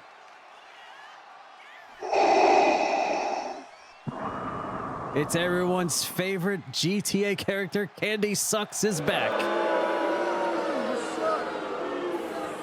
Straight out of Mr. Coke Syndicate. Oh, yeah. We're going to be seeing lots of that in this match.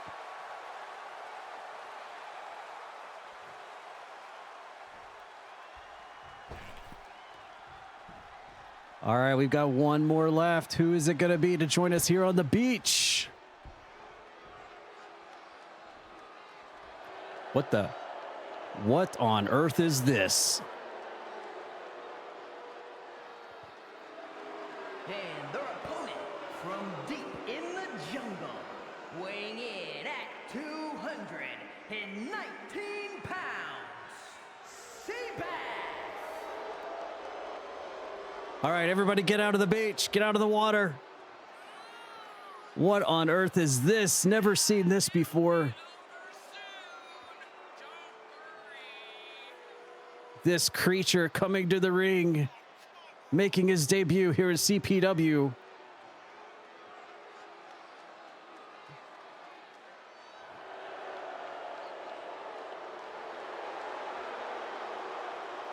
Well, he looks friendly.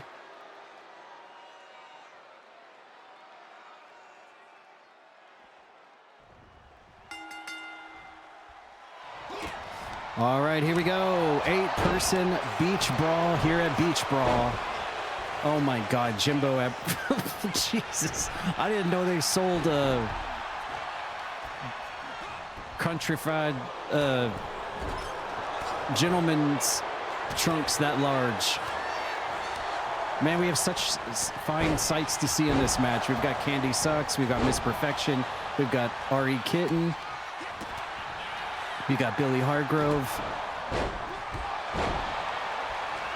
and then you have Jimbo Aberdeen, who decided to jump into the fishing hole in this creature named Piranha, who we've never seen. This is a debut for this creature named Piranha. And apparently there are beach-themed items under the ring to be used in this match as well. Elimination rules.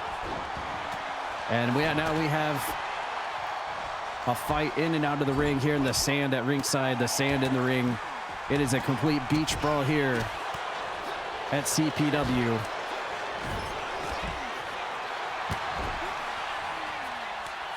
What is happening on the outside? Oh my God. What was Jimbo Aberdeen doing to Candy Sucks? What was...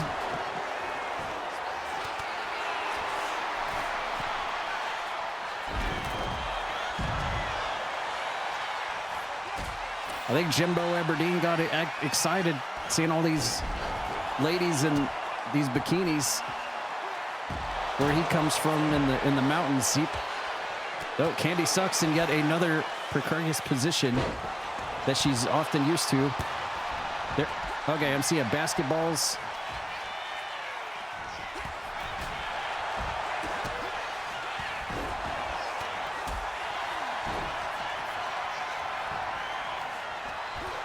Good Lord, there is a lot going on here. It is a fight on the beach.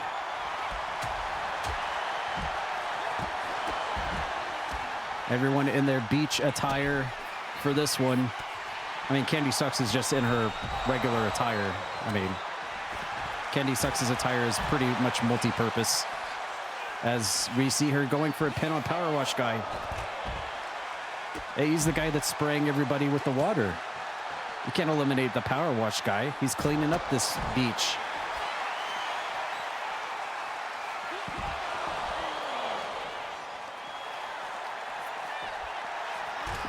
Oh, someone's getting pinned. Is that Candy Sucks? No.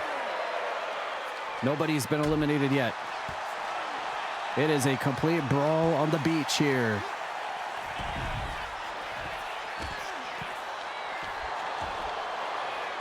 There is so much to unpack in this match. We've got a debut for the first time ever, seeing this first look at this creature from the Amazon named Piranha. We got Jimbo Aberdeen in his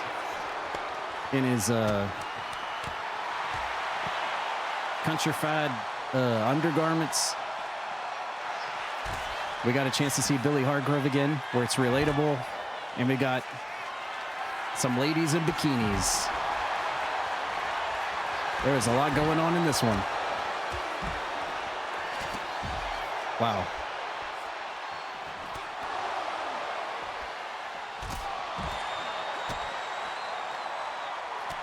And there's Kitten hammering away at Miss Perfection.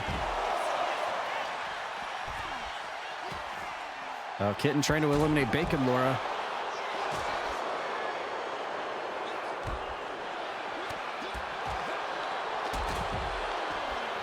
Wait, I just saw a chancla. There's a chancla at ringside. Oh, Piranha almost got eliminated by Candy Sucks.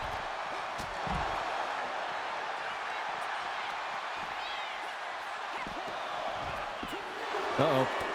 Nope, another near fall. Wait, I saw Billy Hargrove with a basketball. Running around with a basketball on the left side of the screen. Ooh, chop to the throat.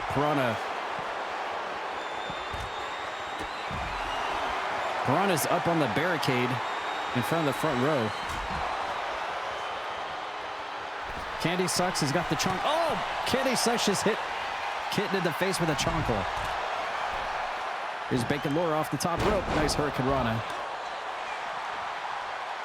And there's one at ringside by Miss Perfection.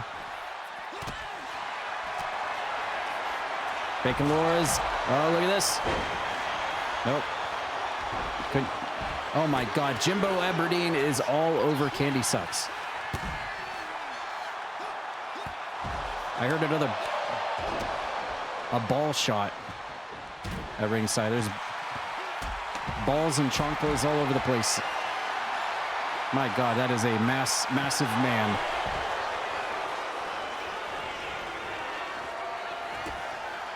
Well, we got double pins at ringside. First off, Oh, Bacon Laura has been eliminated. Well, it was nice to see Bacon Laura in her summer swimsuit edition, but she is the first one to be eliminated, and now Billy Hargrove's in trouble by Mrs. Perfection, but he kicks out. I guess Bacon... Oh, my God, you do not want to get caught underneath that. And Jimbo Aberdeen just completely knocks Power Wash. Oh, there it is. We knew that was going to happen. Candy Sucks.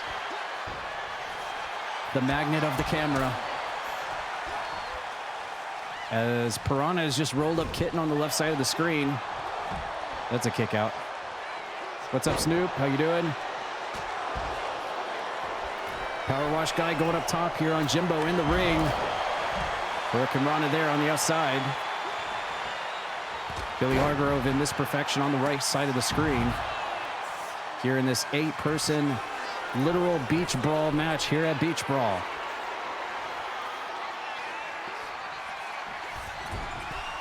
Power Wash guy, big splash off the top. Didn't get all of it. Wait, I think I see a football now. Nice move by Kitten, spiking Power Wash guy in the ring. Here comes the ref. One referee for all of this is pretty wild. And this debuting creature named Piranha here in CPW has just spiked Billy Hargrove into the sand at ringside. Going for a cover. No. Oh my God, Jimbo's on the top rope. Oh my God, dear God, Kitten, look out. Woo.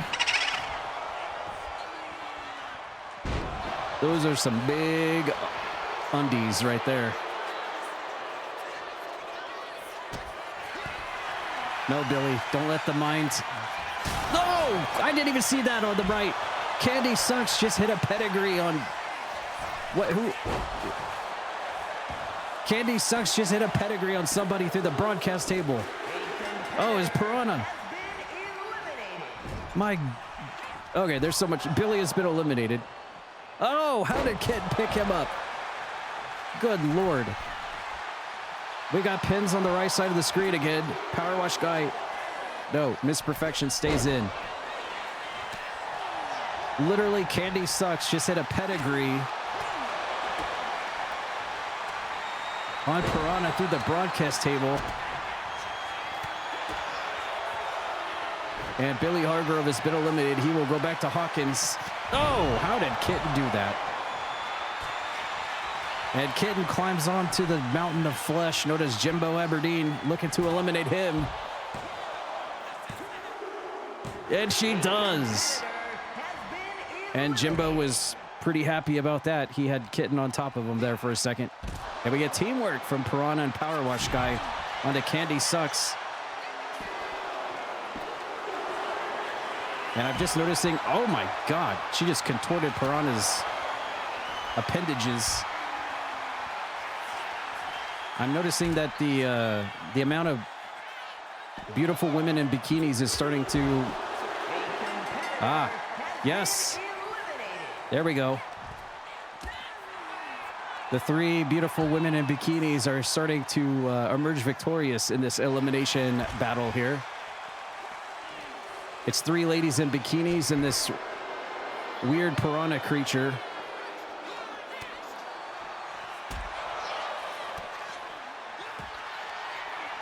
This is almost starting to remind me of like what's that horror movie? Piranha's 3D. Piranha in 3D or whatever that movie was called.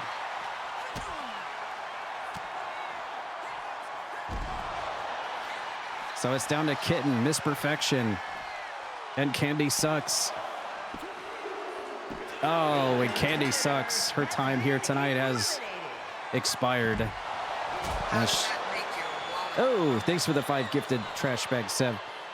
Candy Sucks will retire back to the Coke Syndicate locker room and go back to Starfish Island, where she prepares for the release of GTA 6 in a few months. Piranha's got a basketball again. Oh! Oh! Everyone's kicking each other in the face, and now Kitten's got a pin on Perfection. And there goes Miss Perfection, the veteran. It is down to... Wow, it is literally down to Kitten and a Piranha. It's too bad that Ari Kitten is not here to witness this live, because this is certainly a situation.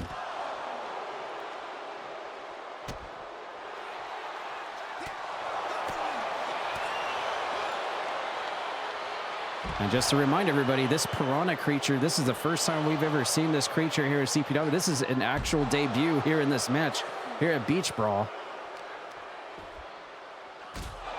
Whether it's male, female, or genderless, I don't know. I just assumed it was he, but I know we shouldn't do that in the year of 2026. A creature can be just a creature, but nevertheless, a splash off the top rope to the outside onto Kitten, and the debuting Piranha creature, who is dubbed Piranha, who I guess is a fish, so there you go, wins in its first showing here at CPW, makes a huge showing for the first time here at CPW, winning the battle at the beach.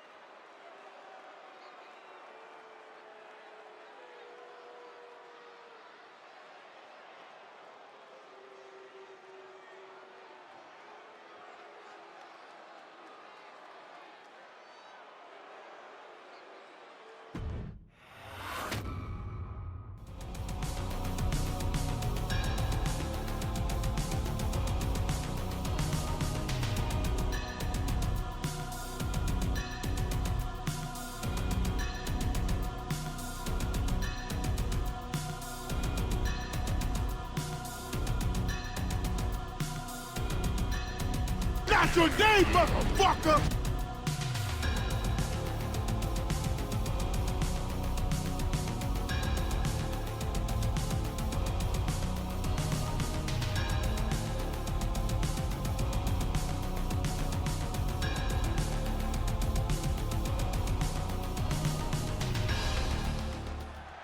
The following contest is scheduled for one fall and is for the International Championship.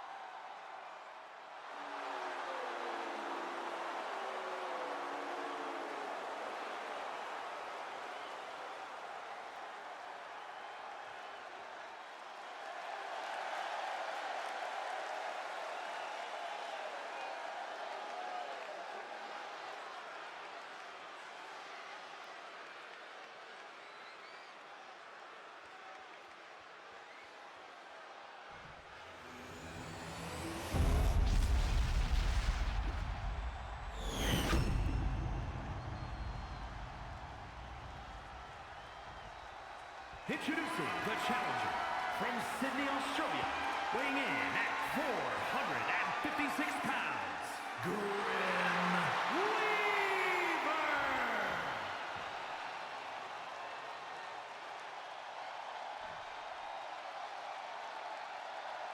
And his opponent from Little Rock, Arkansas, weighing in at 305 pounds, the international champion, Rock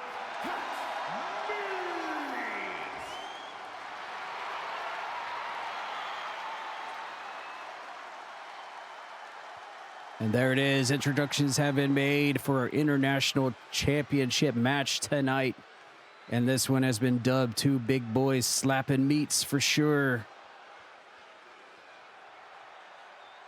As the Grimm Weaver, in only his, I believe, his third match here in CPW since debuting, getting a huge opportunity at one of the top belts here at CPW very early in his career. Not too many people can say that they got an international championship title match in only their first 3 or 4 matches since showing up here. That is a huge opportunity, but Rock Hard Meat is not one to pass up a challenge. And as soon as he saw this big boy make his debut and assault him in the backstage area, he knew that he wanted to take this other big boy out for a fight. And that's what we're gonna get right here between Grimm Weaver and Rock Hard Meat on his second reign as international champion. And he has been pretty unstoppable since winning the title belt back. He's turned away Wizard Boz in pretty quick fashion, among many other competitors who has tried to step up to his plate in the international title division. We'll see if the Grimm Weaver, as rookie status as he is here at CPW, can get a big win here tonight and capture this championship belt here at Beach Brawl, as they're just slapping each other back and forth around. Can't really do much other than to push each other away with Grimm Weaver trying to get that leg up. Oh, and finally Rock Hard Meat pops him in the side of the head. Oh, nobody home on that big leg drop from Rock Hard Meat. And he runs into that brick wall right there of the international champion. Of course, behind the CPW character of Rock Hard Meat is Badass Games, one of the best Tomb Raider content creators you will find on Twitch and YouTube. And what many would say a master of the Tomb Raider TRLE challenge,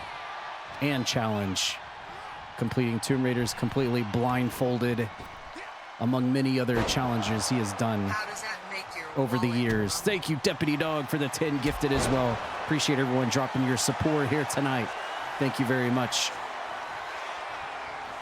As the Grimm Weaver rolls over Rock Hard Meat, the champion, and locks him into a Boston Crab.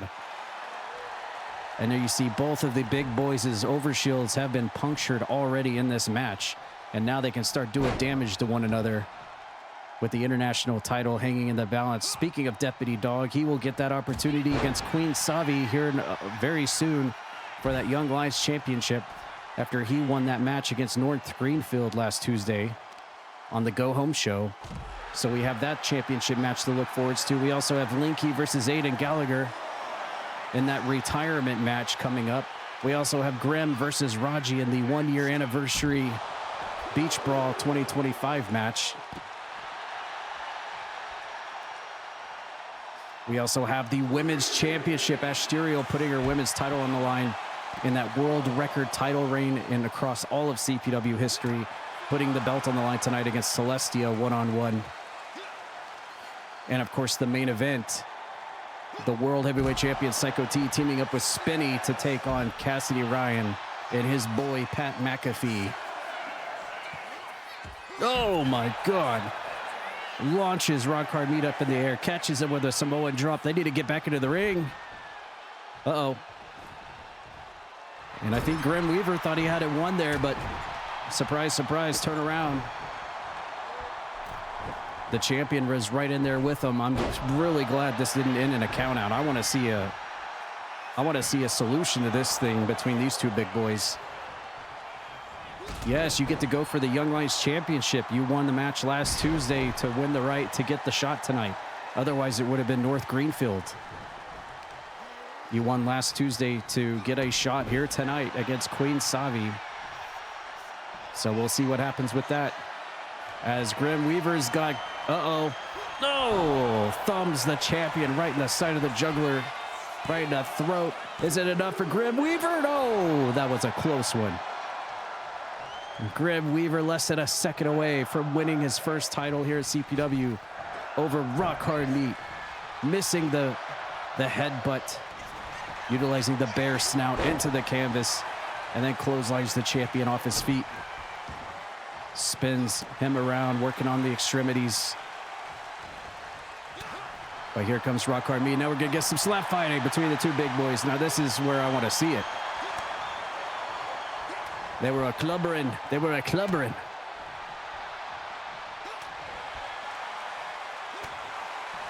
These two giant titans added to the rest of the roster of giants and behemoths here in the CPW roster.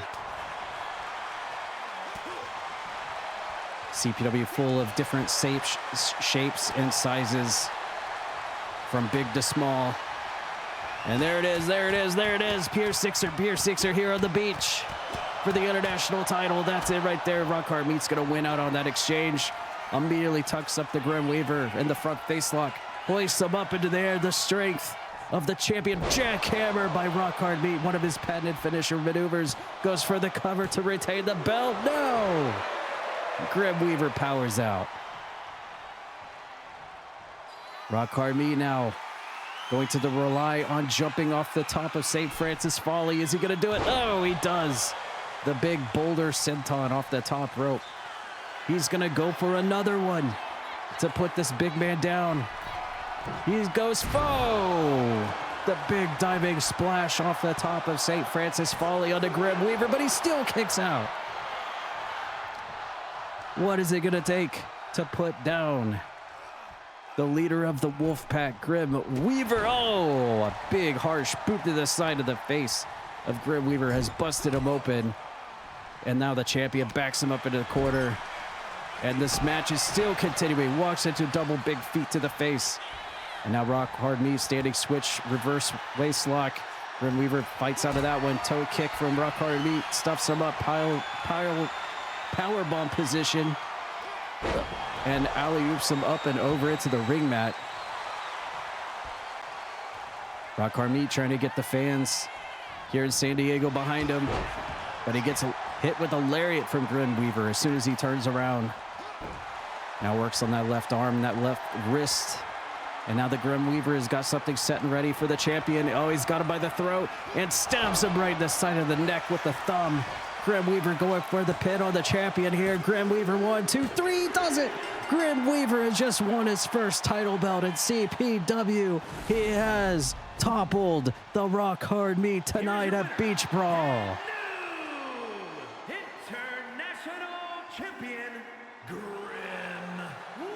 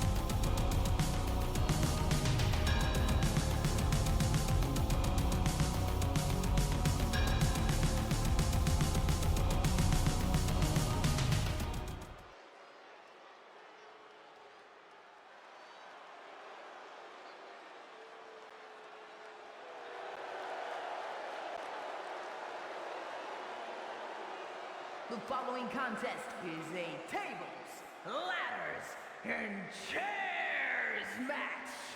Making his way to the ring from West Memphis, Arkansas, weighing in at 335 pounds, Jeremy Moore.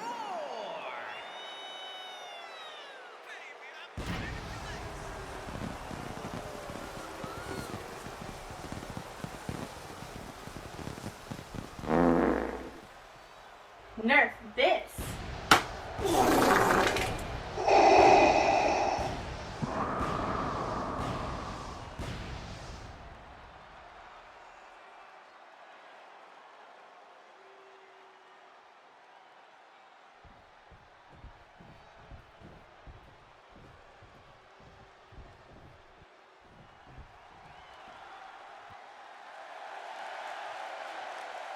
And his opponent, representing the good guys, from Louisville, Kentucky, weighing in at 219 pounds, Grimm.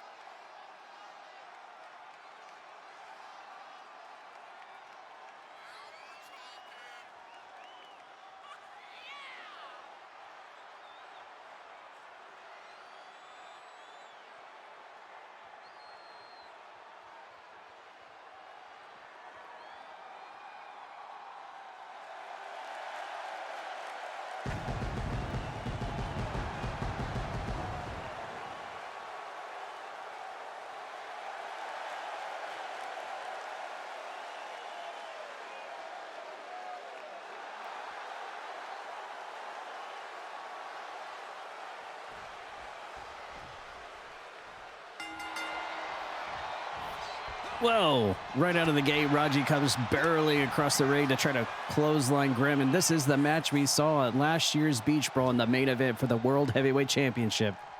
It was this time 1 year ago in 2025 when Grimm was the first and only World Heavyweight Champion of CPW at that time. And this was a rematch that took place from last year's big one, Raji versus Grimm.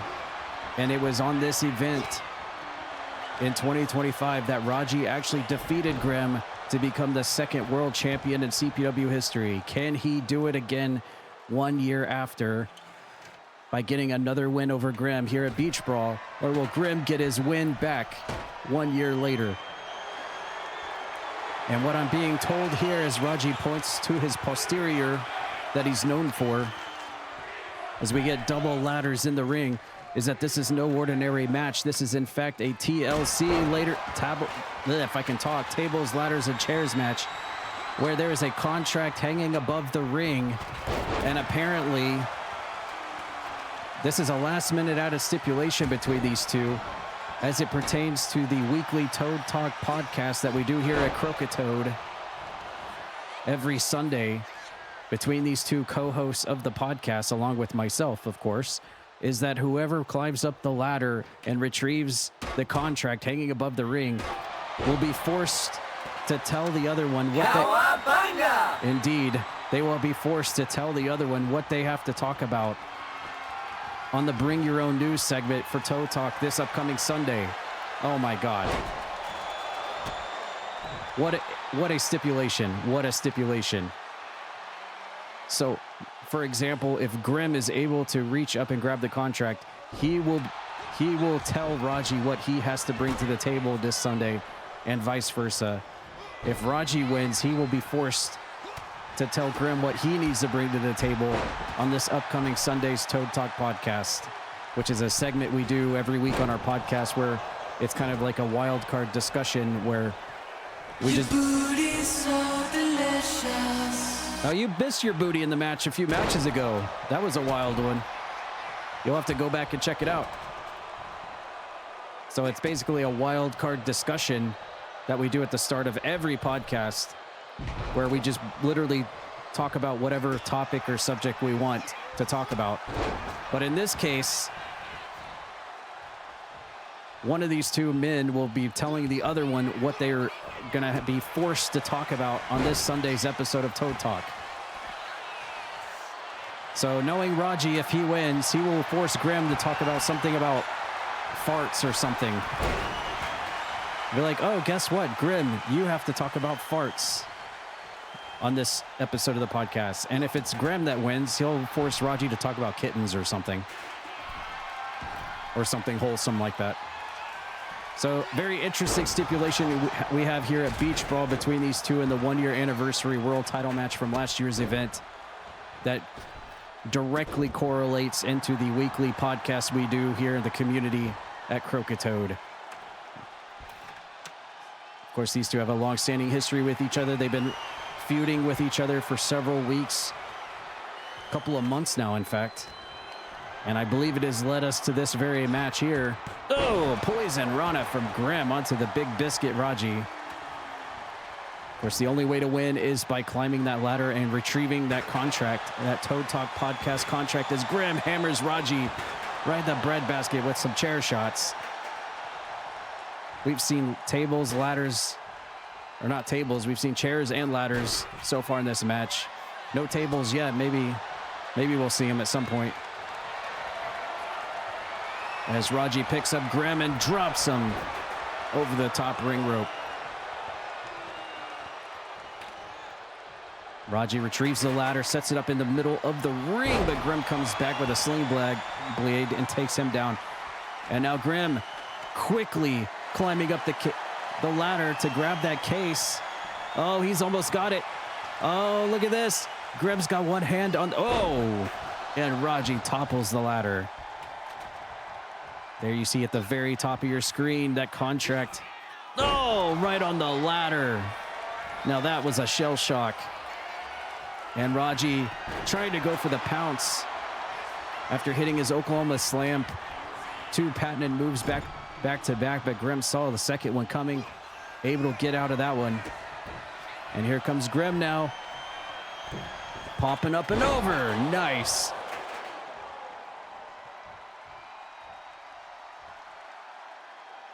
Canadian Destroyer right out of the corner there, dropping Raji on top of his head. And now Grimm once again setting the ladder up to climb up the side of it. Is Raji going to climb the other side? No, he's going straight for the ladder again. Grimm now slowly, gingerly working his way to the corner, dodging a chop.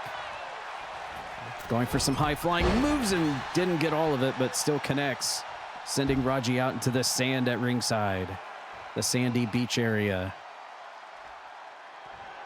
where we saw a lot of sandy beaches 2 matches ago. Get it? Sandy beaches. Back into the ring and knocks the ladder over. I think that was detrimental to his plan, but nevertheless. Oh, and Raji again taunting with his posterior.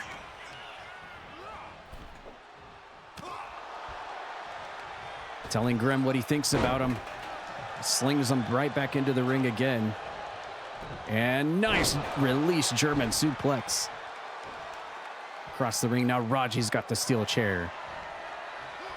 And he goes to work. Oh. Oh, pounces Grimm across the ring. Almost launches him clear out of the ring. And now the big biscuit is going to set the ladder up. Does he have enough time to climb up? That is a big man to be climbing a ladder. Yes, he's slowly going up the side. And Grimm is back up to his feet and pulls him right back down. Off the ropes. Oh, Raji clear sent out of the ring. Wow, right out there into the sandy dunes. As Grimm climbs once again to the top of the ladder. His fingers fidgeting for the contract for Toad Talk. He's got it. He's got it. Raji needs to get the ring now. Raji, no! Grimm has won. Grimm has won. And Grimm will force Raji to talk about something on this Sunday's Toad Talk for the Bring Your Own News. What is he going to force Raji to talk about? Kittens? Sunshines? Something food related? Something wholesome for sure.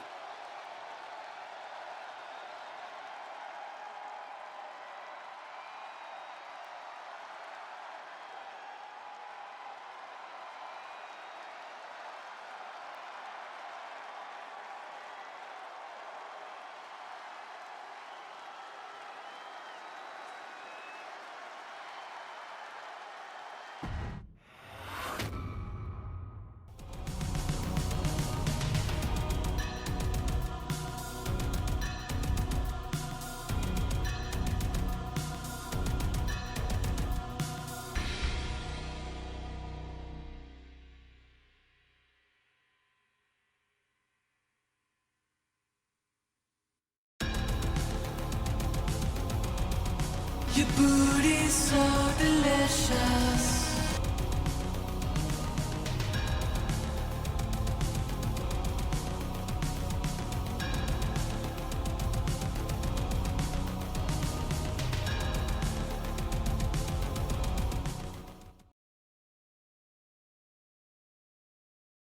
All right, this is your second chance to see if you can find where Jimmy Zaz is this week before we move into our next match.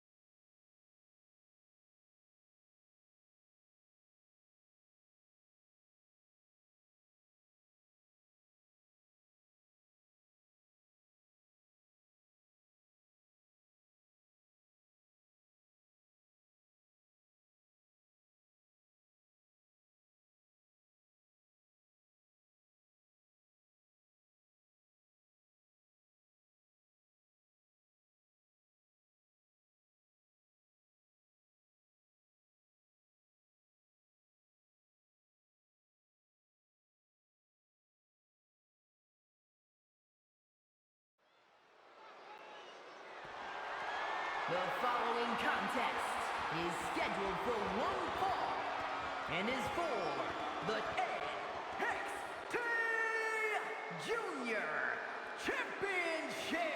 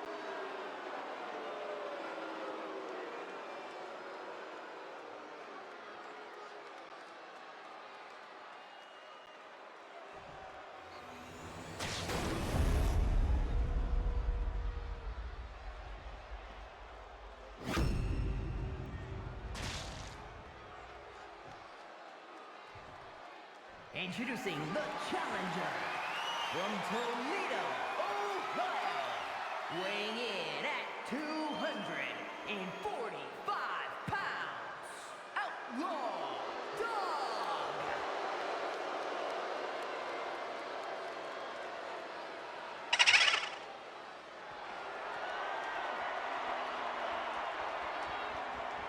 From Cincinnati, Ohio,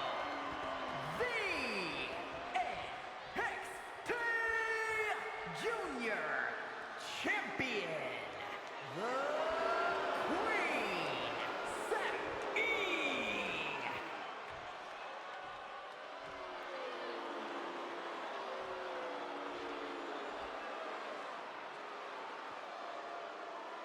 Queen Savvii still on her first title reign here in CPW since debuting back on the Twitch front page episode of CPW, where she defeated Q-Raider in that cage match.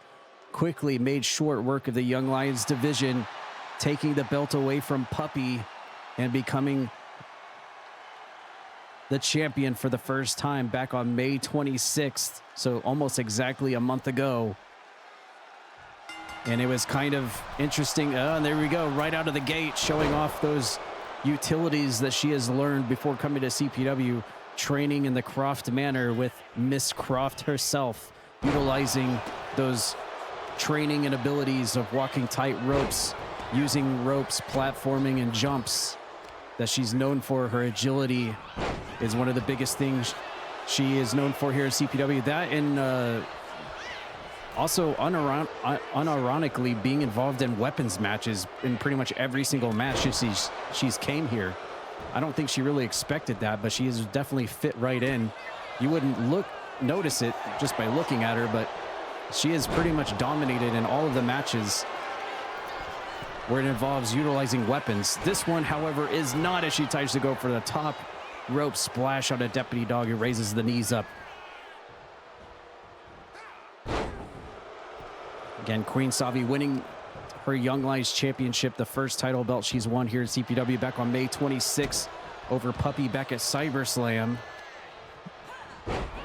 And she's been on this 1 month reign, putting it up here against her challenger, Deputy Dawg of the Corporation, tonight at Beach Brawl. And it was kind of in limbo last Tuesday's show who she would be putting the title belt up against. Oh! And a Dogman stunner right there as he goes for the lateral press on the champion, but she immediately kicks out. It could have been North Greenfield in this spot as well, but Deputy Dawg was able to win that triple threat match on last Tuesday's Go Home show to earn the right to be here tonight to face Queen Savvii one-on-one, and that's what we're going to get. Another roll up there in the corner, but too much into the corner, into a rope break, and a drop toe hold, dropping Deputy Dawg snout first into the sand here in the ring at Beach Brawl. Here comes Queen Savvii. Cartwheel somersault into the clothesline. Again, typical moves you'd see from someone like Miss Croft. It's well known that Queen Savvii and Q-Raider both training at the Croft Manor in her obstacle courses for years before coming here to CPW. So it's no surprise that she would utilize some of those acrobatics that she learned along the way as she poses and taunts to the crowd. Another thing she really loves to do. She's all about that bling bling. She's all about that money. And she knows winning that championship belt here at CPW increased her paycheck month to month from good old Thaddeus, as champions earn more on the payroll by being represented champions than normal people on the roster. So that was quickly one of her first goals, was to get a championship belt around her waist to increase that paycheck. And that's exactly what she did, as she now chokes out Deputy Dawg in the corner. And this would be something that would be definitely put a smile on the face of Thaddeus if his personal hired security guard and bodyguard Deputy Dawg is able to win this Young Lions title, as he hits the front Dogman slam on the champion Queen Savvii. And now set and ready for another finisher here. It goes for the twirling Dogman slam into the cover onto the champion Queen Savvii, knocking the air out of her. But is it enough? No, that was close. Less than a second away. from Deputy Dawg, and he hits her with another one right into the corner. And Queen Savvii might be in big trouble here.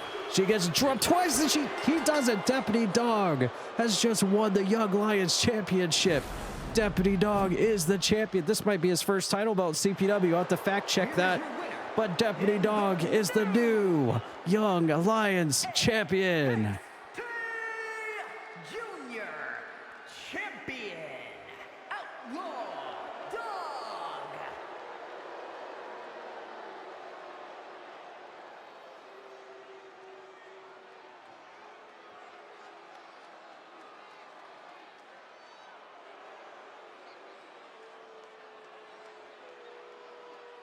Yes, as a matter of fact, after checking the CPW website at !CPW, this is, in fact, Deputy Dawg's first title reign here at Croakitoad Pro Wrestling. At the expense of Queen Savvii's first reign, Deputy Dawg is the new champion in the Young Lions division.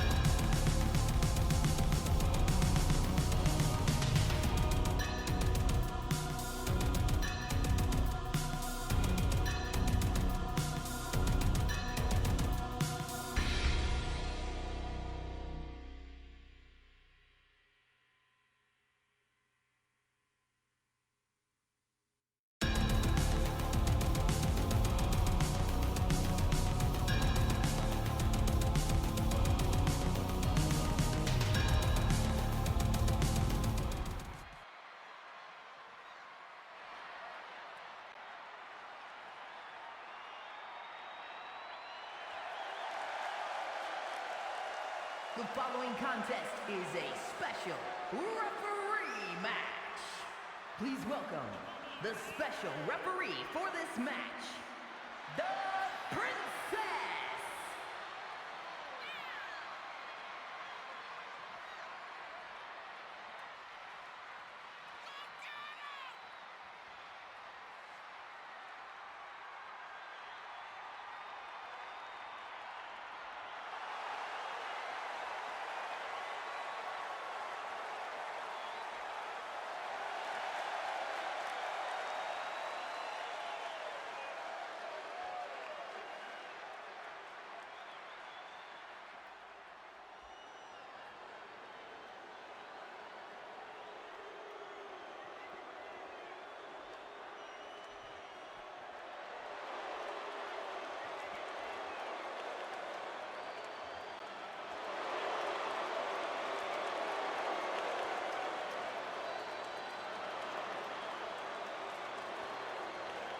And the participants, first, from Glasgow, Scotland, weighing in at 251 pounds, the Dragon, Aiden Gallagher.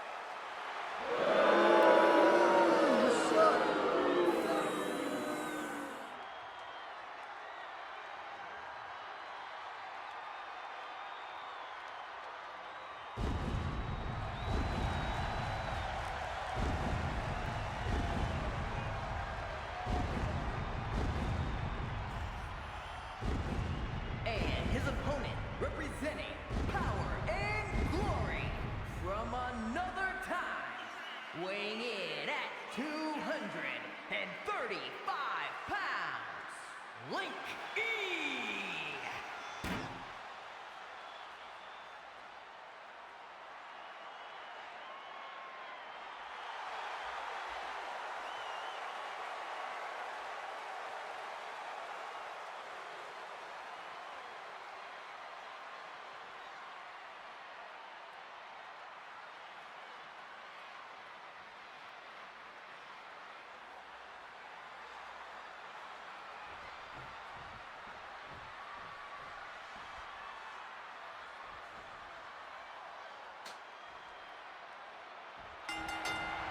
All right, here we go. Well, if you're looking at, oh, here we go, first test. Okay, I was waiting for the 1, 2, 3. For the 1, 2. Seemed pretty normal so far.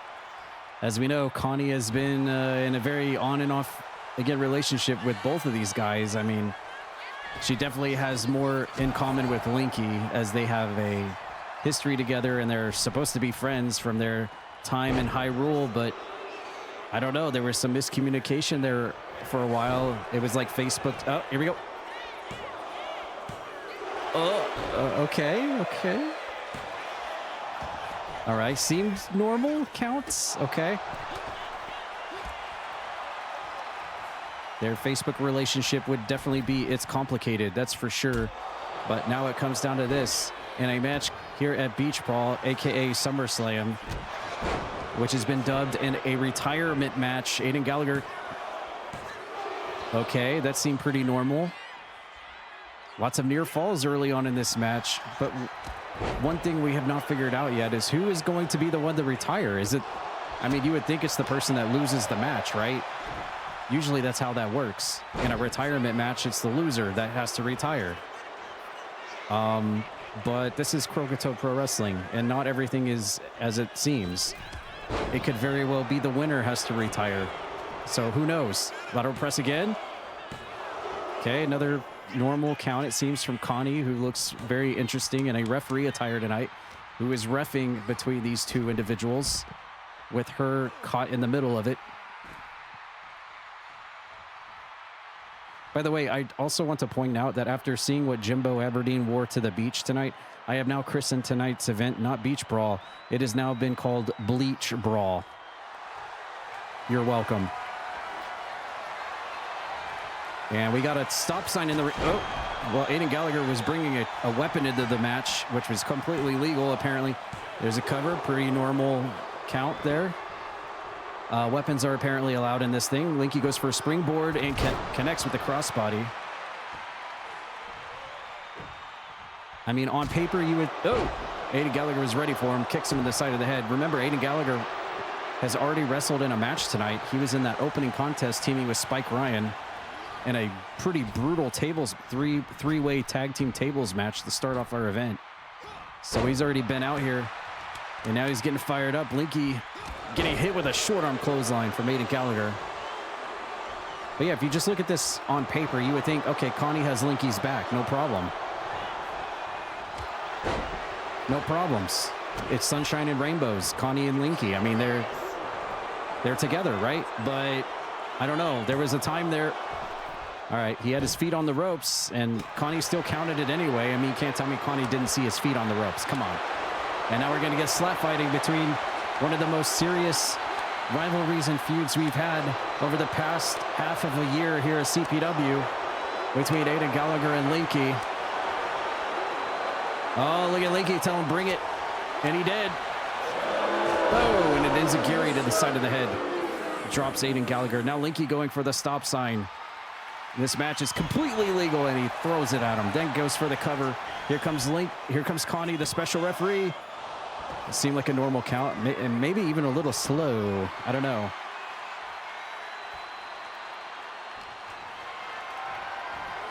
Linky's got him up. Aiden Gallagher slips out, hits the chop block. Takes Linky down to the mat. And Aiden Gallagher. It's up the knee to the face right there. Now he's getting fired up.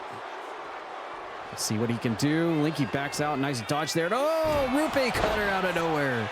He backed up and goaded him right into the rupee cutter. Right into the pin by Connie, and 2 count. And Aiden Gallagher is going to roll out of the ring. Everybody's out of the ring. And oh, and the already bruised and busted open, or I should say bruised up Aiden Gallagher getting cut on his forehead here in this match against Linky. Oh, and a running pump kick takes Linky clear off his feet. There's Connie. I mean, she sure took her time to go around and go for the cover there, but here comes Linky inside out into the DDT. And spikes Aiden Gallagher's head into the mat.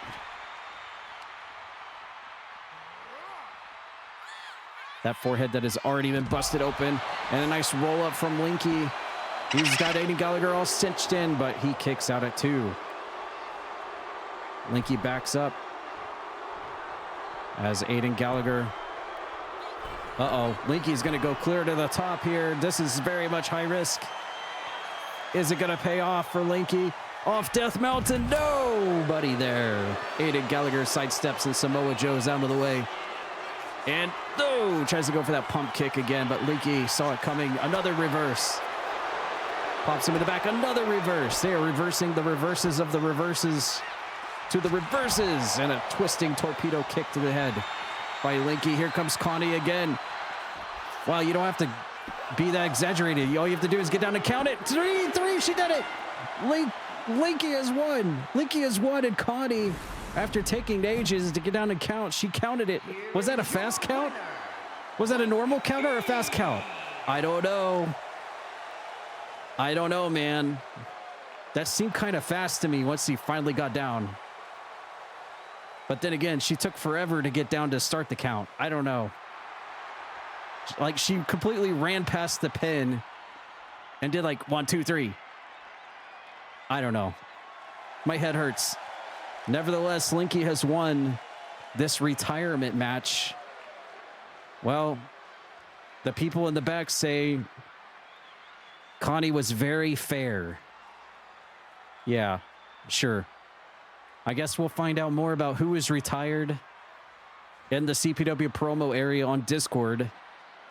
We'll find out more about that. And then, of course, our show next Tuesday will follow up on this. But someone is retired. Maybe it's Connie. Maybe Connie's retired.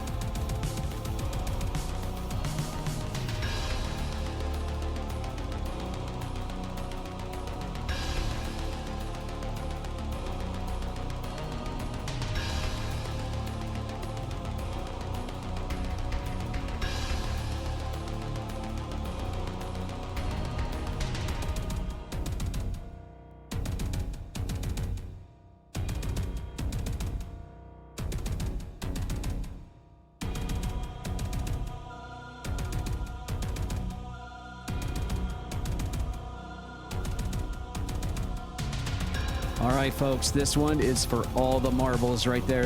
If this was ever a match. Hey, yo, thanks for the 5 gifted. Appreciate that. Thank you, everyone, for being so supportive tonight on those gift subs and biddies. I really appreciate that. Thank you. But if there is ever a match to have your eyes glued to the screen, it would be this match coming up right here. The world record of holding a title belt. It doesn't matter what title belt it is in 3 seasons of CPW, men's or women's. The longest title reign that is currently going on in history of Croakitoad Pro Wrestling is at stake right here over the women's championship. Ashterial, almost 1 year long nonstop women's champion reign here, up for grabs, coming up next.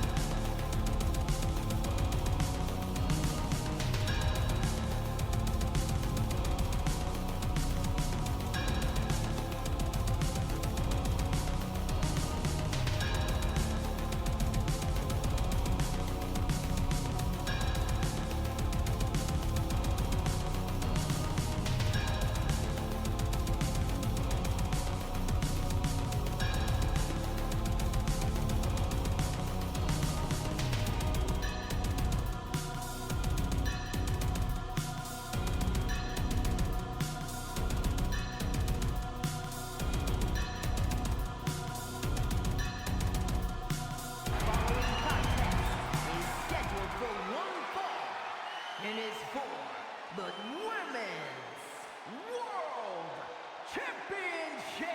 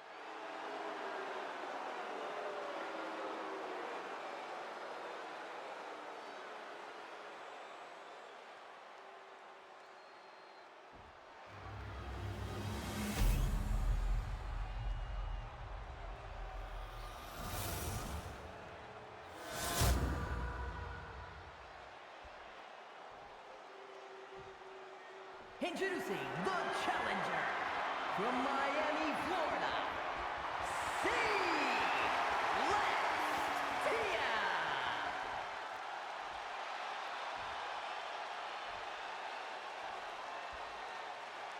And her opponent from Louisville, Kentucky, the Women's World Champion, Ashterial.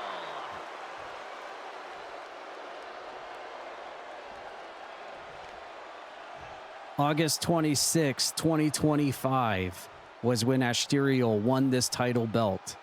Almost 1 year later, we are about 2 months removed from a 1-year nonstop reign as women's champion after defeating Spinny at Scars and Stripes last year. What a monstrous reign she has had throughout all of 2025 in the first half of 2026. But now she puts this belt on the line here against Celestia, the first ever winner of this championship bout, establishing the Women's Championship back on October 29, 2024 with Celestia with a 63-day title reign before she was defeated by Spinny. She has not held the title belt since that time, since 2024. Celestia back in the saddle again, being voted on by all of you at CyberSlam last month. And we had this match, but it ended by a countout. Celestia winning, beating Ashterial by countout. Therefore, she got the win, but the title did not change hands. Tonight, I have been told in this match, there are no ring out counts. There is an infinite count at ringside. Disqualifications are still on. They cannot use weapons, but there is literally no count outside the ring. As Ashterial quickly goes for the first lateral press of the match after a little bit of chain wrestling to start us off.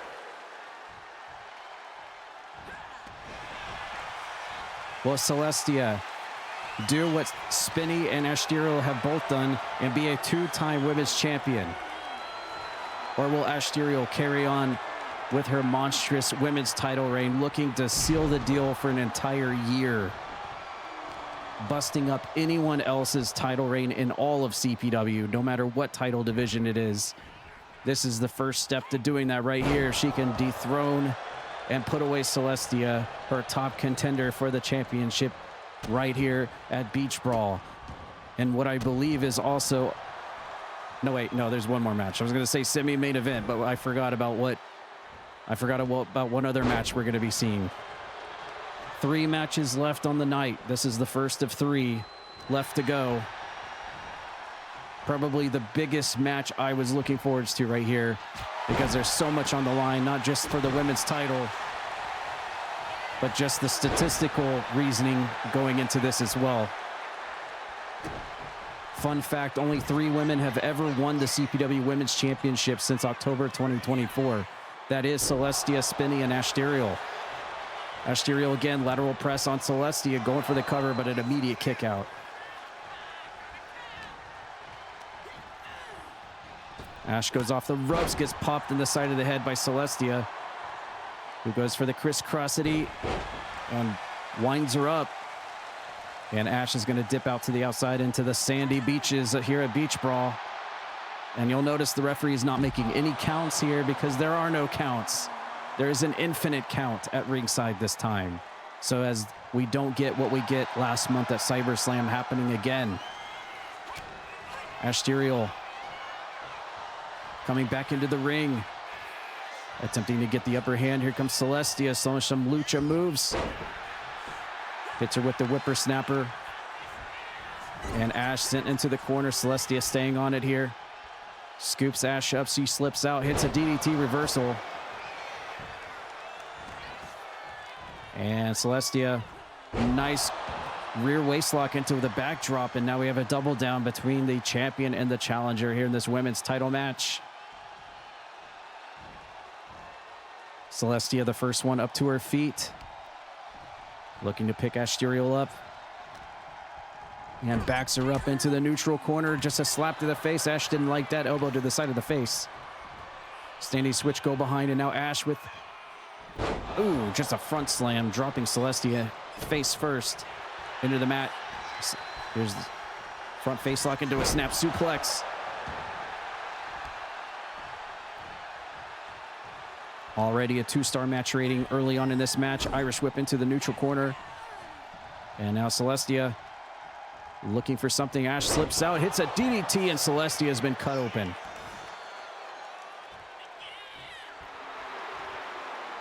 Ash gloating to the fans here in San Diego and just smashes Celestia into the corner, now stomping away. Celestia trying to fight back with kicks of her own.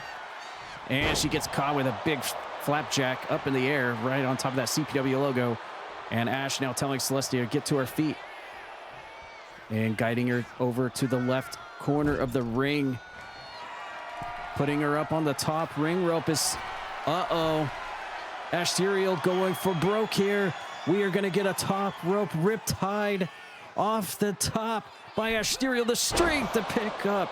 Celestia goes straight into the mommy pin. The women's champion. Can she put her away? No, Celestia kicks out of it. Ashterial going for broke off the top rope with one of her patented finisher maneuvers, but Celestia showing the warrior spirit and hitting the triple kicks.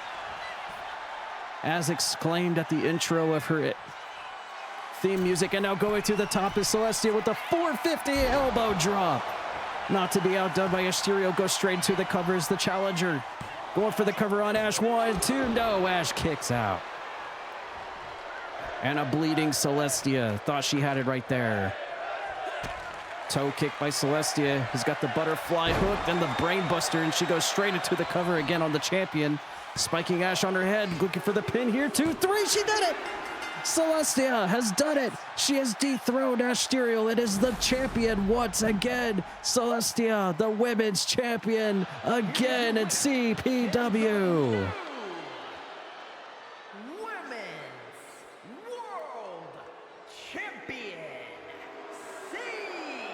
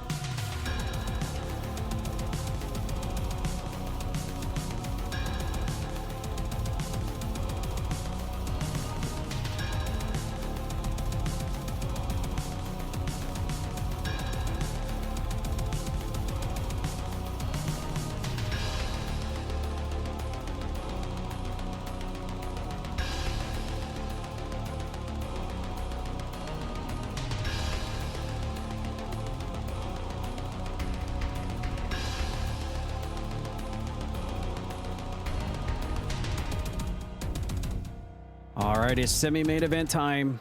And we heard from Mr. Coke earlier. He has challenged Roxas to a fight here at the beach.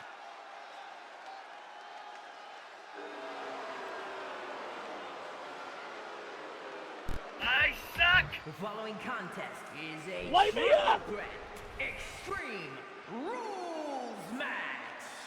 Making his way to the ring, representing the Assassins from Philadelphia, Pennsylvania. No fucking shit, lady! Do I sound like I'm ordering a pizza? And 51 pounds. First No, off, all balls hit each other.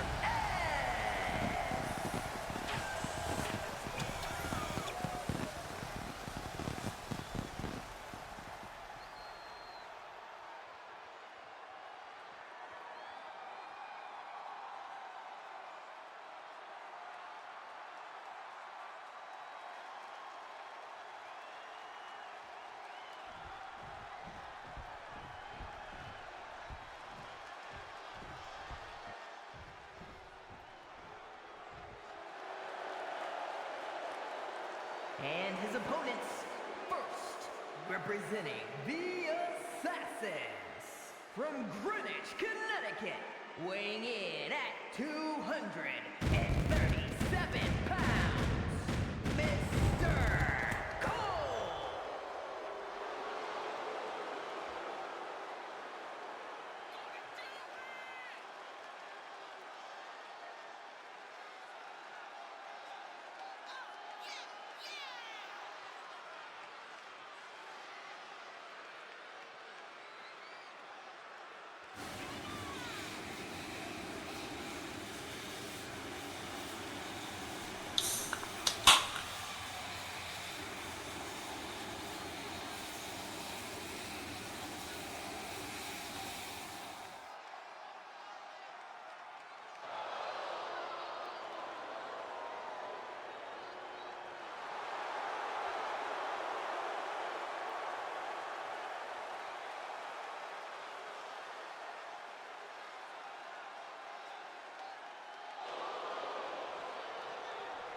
All right, Coke v. Roxas here again. He made the challenge, and that's what he's going to get here at Beach Brawl. As what?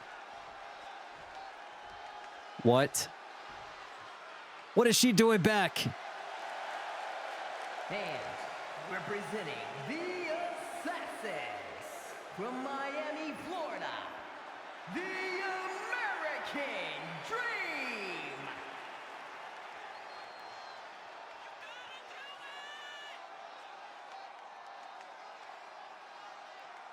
Wait a minute. Wait, who is... Oh my God. Wait. Who is Candy Sucks more loyal to?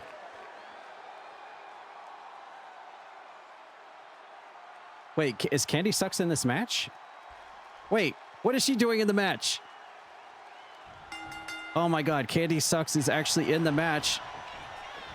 And she dips out of the ring early on. Apparently Candy Sucks is in the match here between Coke and Roxas. Oh my God. Well, all right. I already see what's going to be happening in this match. It's going to be Coke and Roxas doing what they do best.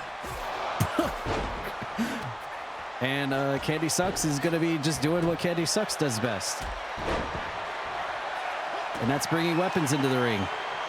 Or trying to.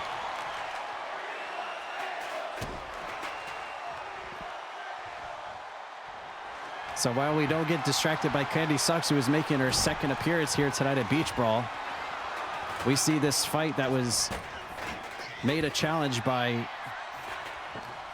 Mr. Coke earlier on in the show.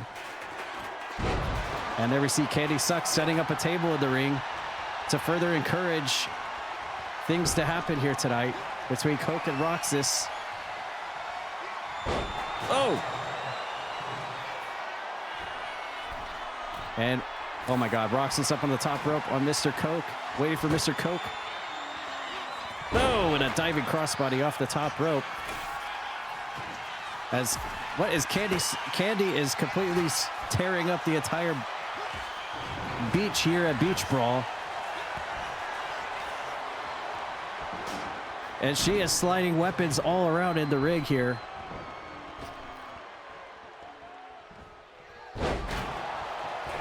Wait, is she going for another table? No! Mr. Coke went for... Oh, Mr. Coke saying Mr. Choke to Roxas, and Roxas was saying suck it.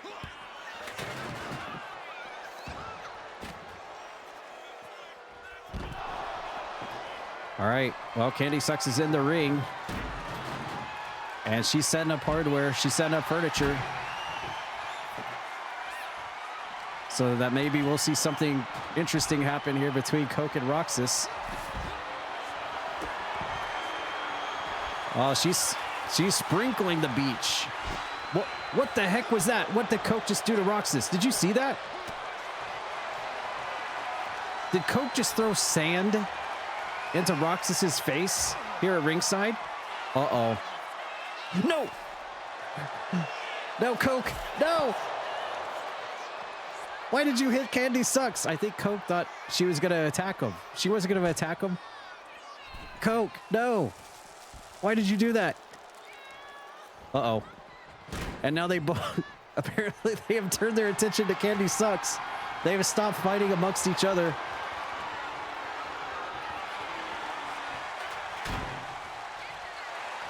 Wait, what is... No! Roxas, no, leave Candy Sucks alone.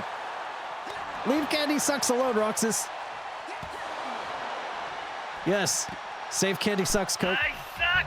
No, Coke, she's your manager. She's part of your squad. What are you doing? Leave Candy Sucks alone. She was just wanting to get up on the table and probably pole dance or something. No, Roxas, what are you doing? Oh no. Bitches leave. Oh no. Oh God. I have come here to chew bubblegum and kick ass. That's not how it's supposed to go. All out of bubble. That's not how it's supposed to go. No. That's not how it's supposed to go. Eric Bischoff has immediately said that match is a restart. Candy Sucks is not in Light me up! Candy Sucks is not officially in the match. You can't pin Candy Sucks. She's not actually part of the match. That doesn't count. That doesn't count. Candy Sucks is not actually in the match. She's just here to... I don't know what you would call her. She's just there. Have a steel chair. You motherfucker. Let's try this again. All right.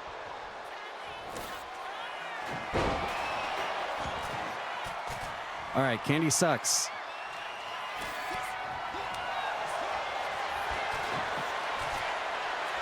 Let's see. Can she twerk on the table? No. She's not allowed to twerk on the table. Okay. It's good to know. Anyways, we have Coke v. Roxas. This was a challenge made by Coke earlier on tonight. When asked on Toad Talk Podcast last week if he would rather team with Roxas tonight or have a one-on-one with Roxas, he said, I want a one-on-one with Roxas. So this is what Mr. Coke is getting while wearing the Baby Rage mask, just to shitpost everybody. He doesn't have to wear the mask anymore. He's doing it just to antagonize everybody. Just to rub it in everyone's face.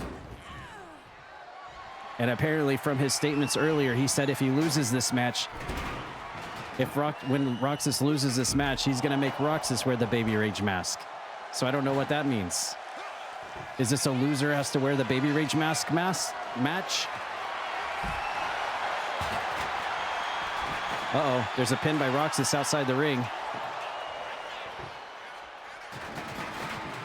All right, there we see Candy Sucks setting up weapons and stuff in the ring here.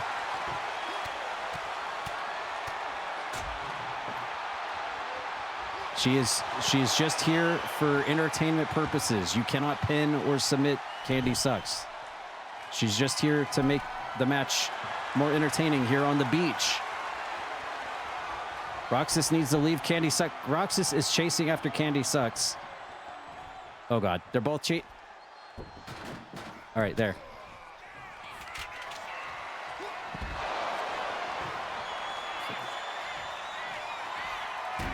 Candy sucks. Uh-oh. I think Candy Sucks got a little afraid there that Roxas might have won there for a second. Candy Sucks was going for Roxas and accidentally hit Coke. I swear to God. Candy Sucks was going for... Candy Sucks was actually going for Roxas, not Coke. I heard her say that before she dove off the top. For real. All right, Candy Sucks is going to back up so that we can see what happens here between... Uh-oh. Uh-oh. We got something here. Look at this. On the broadcast table right in front of me, folks. Here at Beach Brawl. Oh, no. No. Reverse. Oh, come on. That, Roxas, no. Leave Candy Sucks alone. She's not...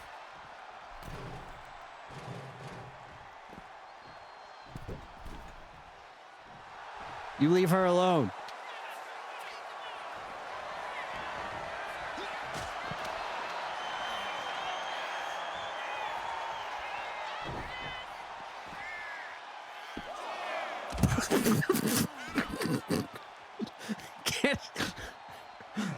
Well, so much for Candy Sucks being impartial.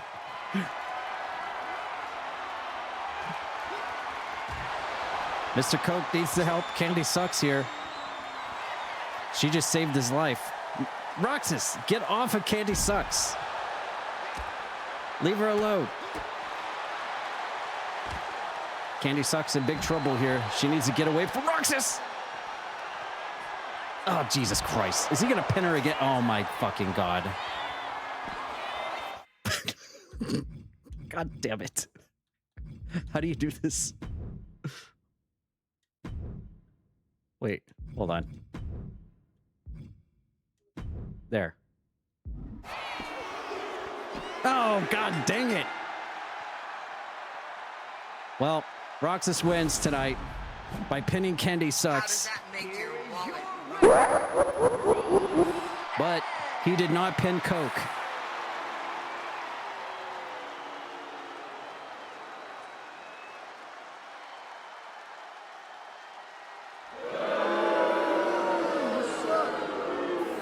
Bitches leave. I suck!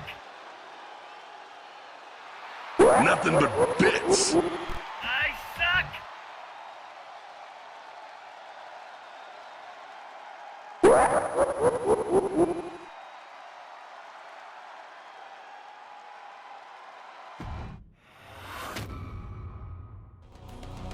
Bitches leave. All right, again, I will point out that Roxas pinned Candy Sucks to win. He did not pin Mr. Coke, so whether Mr. Coke had the plan to add Candy Sucks to the match or not, I don't know if that was part of his shit posting, but Roxas does get the win tonight here at Beach Brawl by pinning Candy Sucks, not Mr. Coke. So this will continue on because Coke v. Roxas is the never-ending story here in the Croakitoad community and in CPW, of course, as well. And that was our semi-main event. Thank you, Disco Bunny, for the biddies as well. And thank you, Kevin and Michelle, both for the happy birthdays. I appreciate that. We're going to have a lot of fun on Friday. Lots of multiplayer for my birthday on Friday. Thank you, everyone. All right, it's time for the main event. There's only one match left. Let's do it. Let's get right into it and end off Beach Brawl. Sure.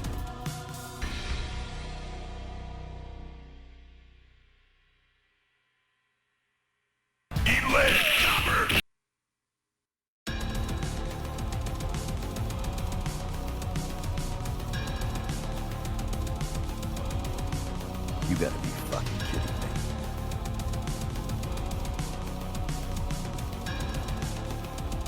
I was cast here to die.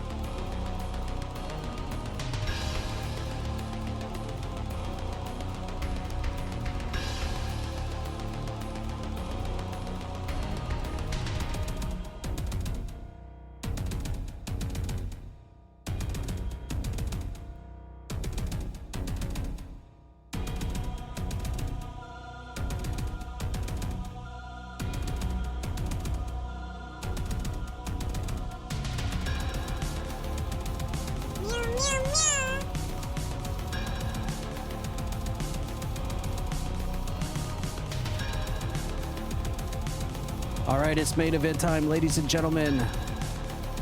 Let's end it off with our tag team match containing our world heavyweight champion.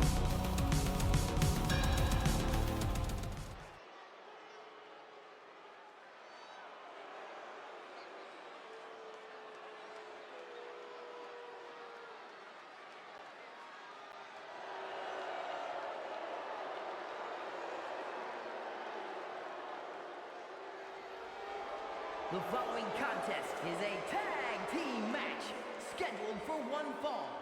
Introducing first, from New Orleans, Louisiana, weighing in at 257 pounds, Cassidy Ryan.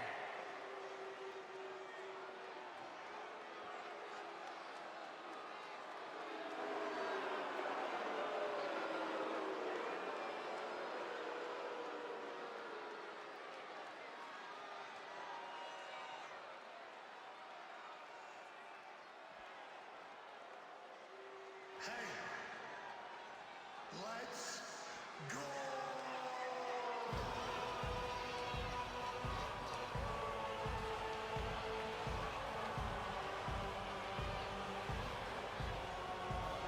And his partner, from Pittsburgh, Pennsylvania, weighing in at 233 pounds, Pat McAfee! I suck!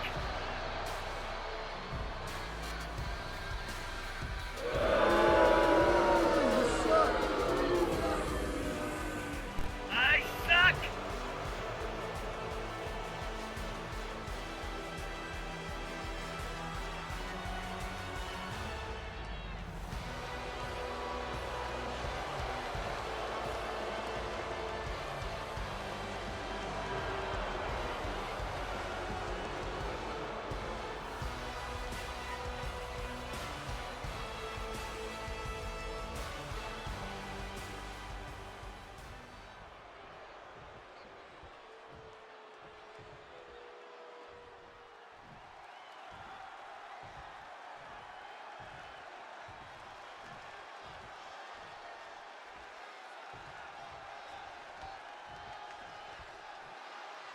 I have this.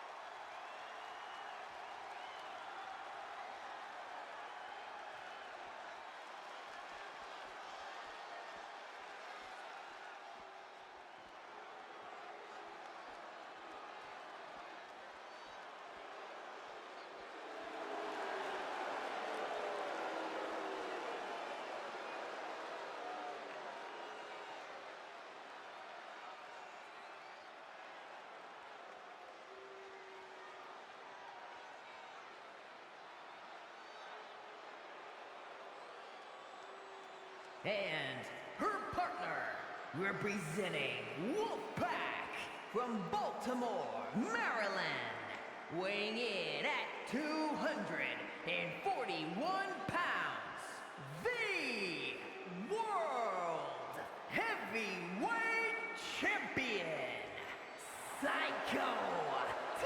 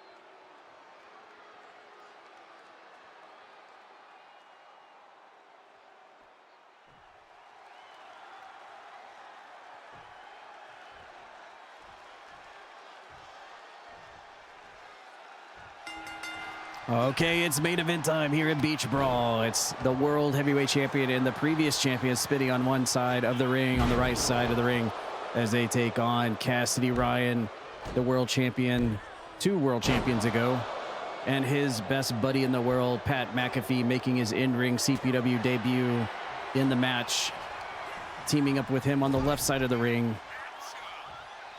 And what a blockbuster tag team main event this is, with the eyes going to be on Pat McAfee to see what he can do here. There's been a lot of commotion and buzz when it pertains to Pat McAfee and the world champion Psycho T, resulting in Psycho T getting ejected from ringside 2 weeks ago, courtesy of Pat McAfee, and Psycho T is certainly took offense to that and has not forgotten what Pat McAfee did to him out of sheer utter disrespect. But we know Cassidy Ryan and Pat McAfee are like 2 buds, 2 peas in a pod together. And that is why that they have dubbed themselves the McAssholes when they're together as a unit here. Psycho T and Spinny going to work together, double shoulder block, as Pat McAfee wants a tag and he's going to get it. And we see Spinny digging under the ring again. And there is a football, something that Pat McAfee knows all about. Is Spinny... Oh! Well, there you go. There's a spike for you there, Mr. NFL. Pat McAfee had a little bit of trash talk there to Psycho T, turned right around and got walloped by a football by Spinny. And now he gets sent out into the sandy area outside of the ring. Spinny going high flying and misses the meteor to the outside. Pat McAfee with a drop kick to the back of the head and a running elbow drop.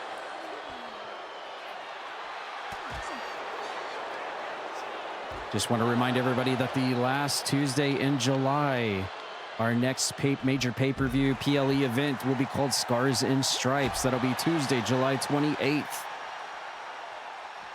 Scars and Stripes, our next major event on the docket for CPW every last Tuesday of the month. And we will have 3 weeks of build-up before whatever happens and transpires at Scars and Stripes at the end of July, starting next Tuesday, as Spinny throws Pat McAfee back into the ring. And looking for a springboard, catches Pat McAfee. Nice Hurricane Rana. And throws him over next to her partner. And McAfee fights out of that situation. How ironic that we see a football in the ring for this match. Lateral press from Pat McAfee. looking to pin Spinny. And she's able to get out of that one. No doubt, probably much to the chagrin of one Cassidy Ryan. Spinny missing the clothesline. And McAfee throws her back into the corner. He's going to charge and hits the back elbow. And he's got the football now. Uh-oh. Oh! Pat McAfee making a statement with the ball that he knows all so well. Spiking it into Spinny, but she quickly rolls up Cassidy Ryan to try to trick him. Doesn't quite work, though.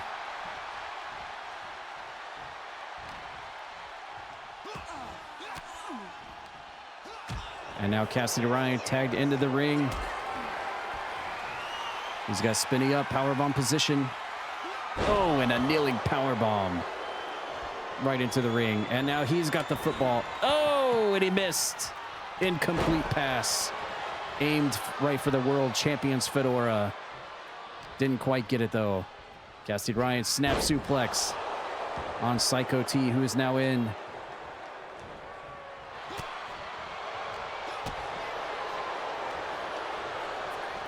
Standing switch, go behind. Psycho T fights out with the elbow. Once again, rear waist lock. And Psycho T utilizing the claw to the side of the head of Cassidy Ryan. And just throws him face first into the mat. And once again, utilizing that claw to drop some elbow forearm shivers to the top of Cassidy Ryan's head. Tag made again to Spinny as Cassidy Ryan goes out to ringside area. Back inside the ring we go. Cassidy Ryan versus Spinny. Shoots her over to his side of the ring and makes a successful tag. Here comes McAfee.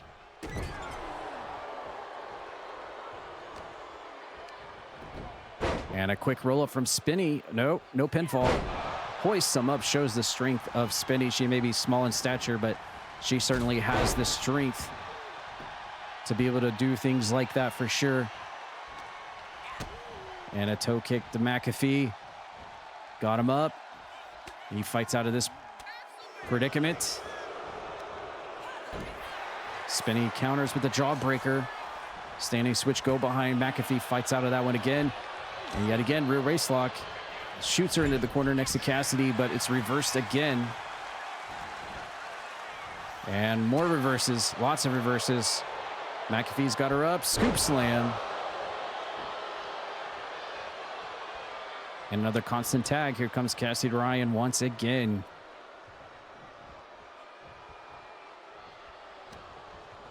And he whips, nope, reverse Irish whip into the corner. Spinny popping off on him here. Cassidy Ryan fires back, running drop kick, takes her down. Another tag made. McAfee's back in again. How will he be able to capitalize here on the former world champion Spinny? Whips her over next to Cassidy Ryan. Maybe looking for tag team moves. I don't know. Nope. Couldn't get it. She was ready for him. Spinny with the stuff up into powerbomb position. McAfee fights out again. Running in. There's a dragon twist cutter from Spinny. One of her patented moves. Goes quickly into the pin on McAfee, and Cassidy Ryan stomps her in the head to break up that pinfall. And Spinny now looking to continue the offense. McAfee landing on his feet from a vertical suplex. And clothesline Spinny in the back of the head, taking her down. The fans not appreciating that one. Cassidy Ryan tagged back in here in our main event. And Spinny getting hip tossed. And a cheap shot from Pat McAfee, opening her up for a kick to the face from Cassidy Ryan. And Spinny up and over. Has got Cassidy Ryan up in a sit-out powerbomb. And I'm surprised that wasn't a double down. It does take Cassidy Ryan down. Spinny charging, running ahead, and going to go for it again. Hits it again, 2 times back-to-back.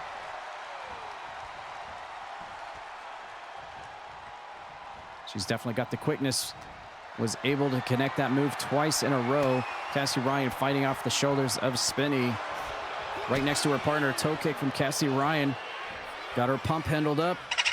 And, oh, drops her with a face buster into the mat from the pump handle position. And now Cassidy Ryan has got a trash can.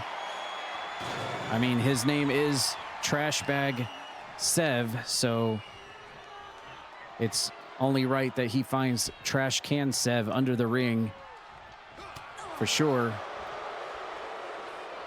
And Spinny back up to her feet. And, oh, shoulder breaker.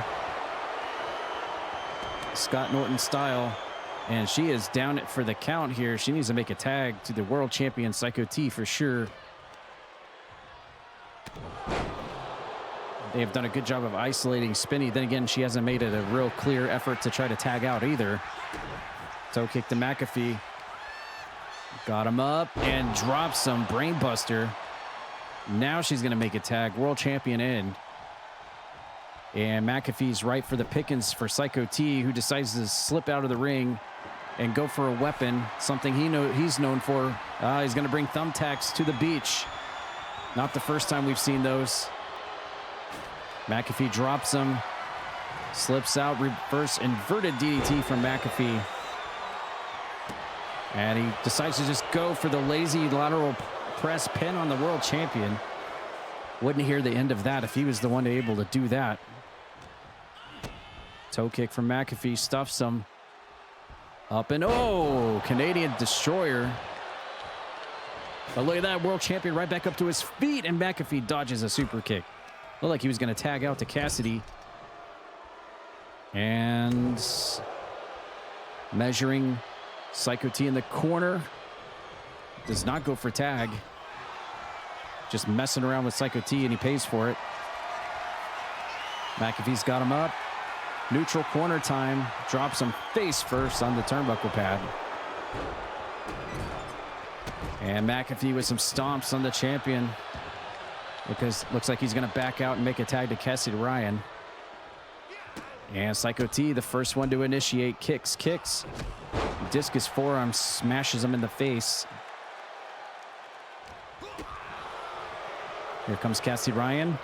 Looking for a grapple. Psycho T reverses. Whips him over next to Spinny. Tag made. And we're going to get tag team moves from Psycho T and Spinny. Launches her off the top rope. And nails Cassidy Ryan. Now she's got a finisher locked in. Cassidy Ryan may be in trouble here. Oh, dragon suplex, no bridge. She's going to go for the pin anyway, though. And McAfee's going to come in and make the save.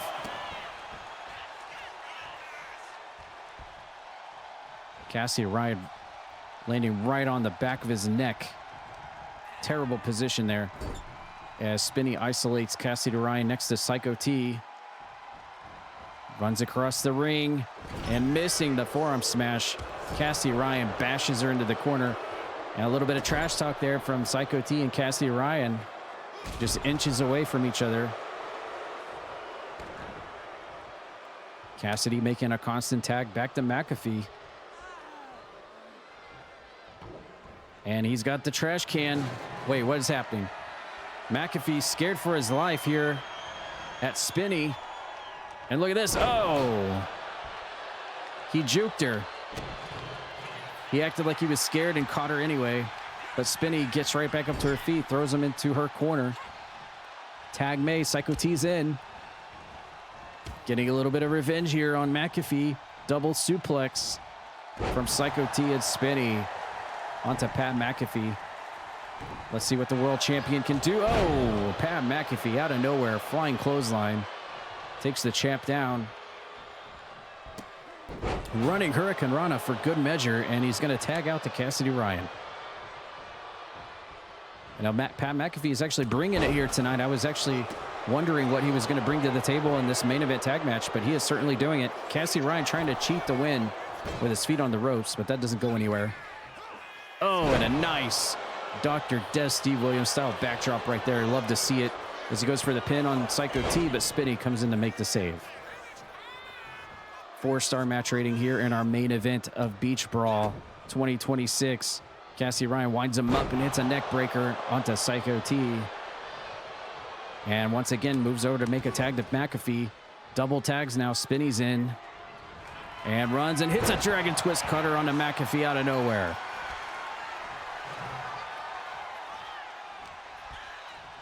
Got the lockup in the neutral corner. Spinny whips him over to the other side. McAfee down.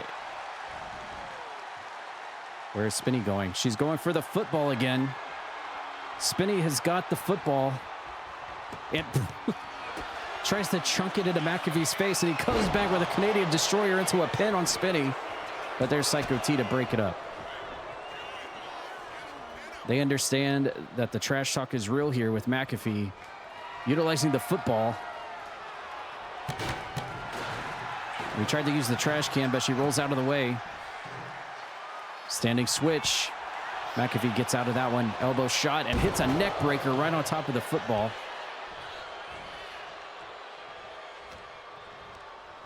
And now whip off the ropes. McAfee with the duck under.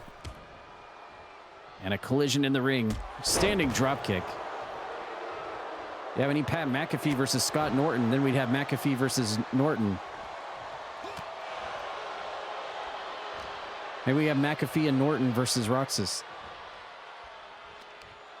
Whoa, and Spinny getting back body dropped out of the ring.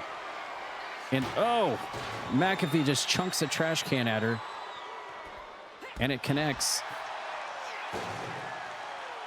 The fight now continuing on the outside of the ring. McAfee with strikes and shots and kicks. And just completely hammers Spinny on the outside of the ring. Going for the trash can once again. Decides against it.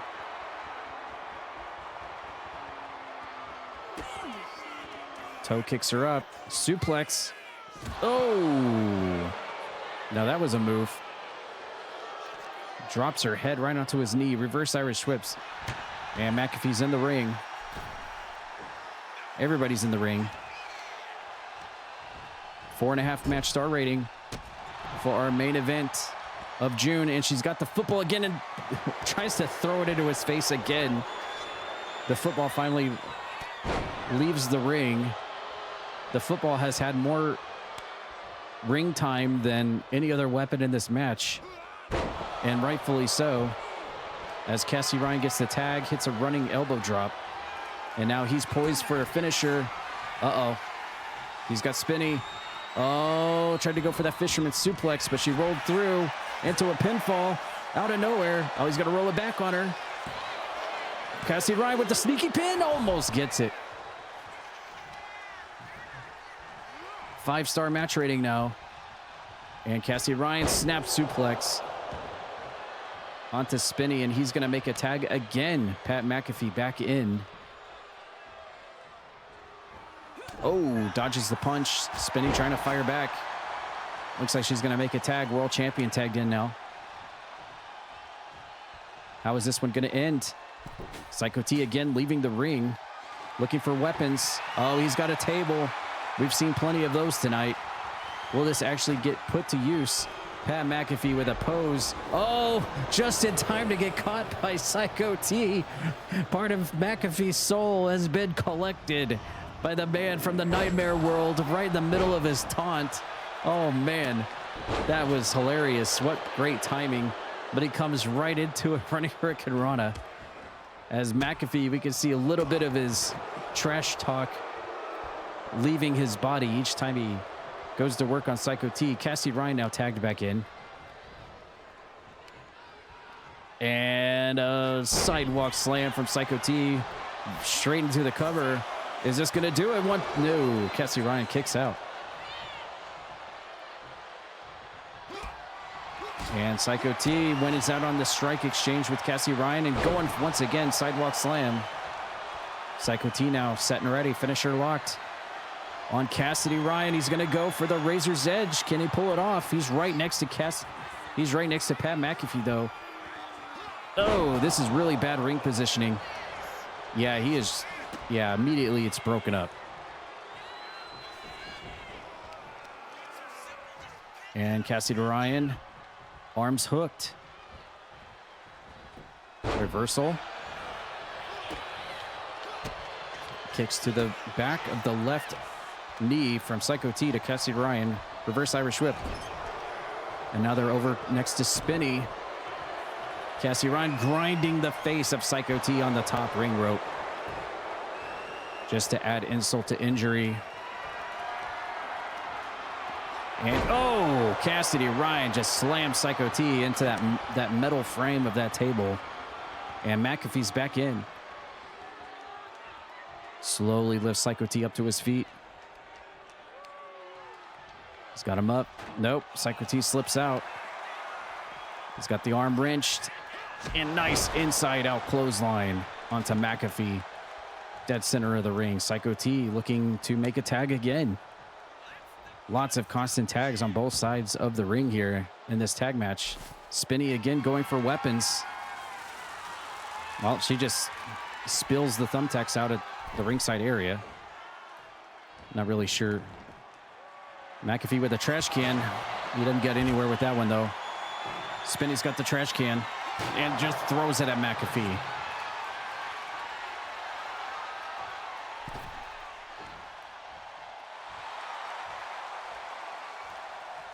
I'm surprised Cassidy Ryan hasn't... Nope, there it is. Spoke too soon.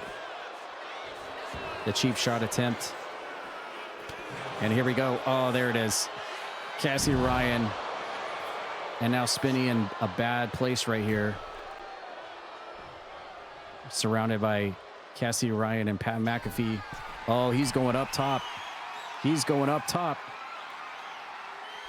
Is he going to land it? Oh, no. Friendly fire. He took out his own man.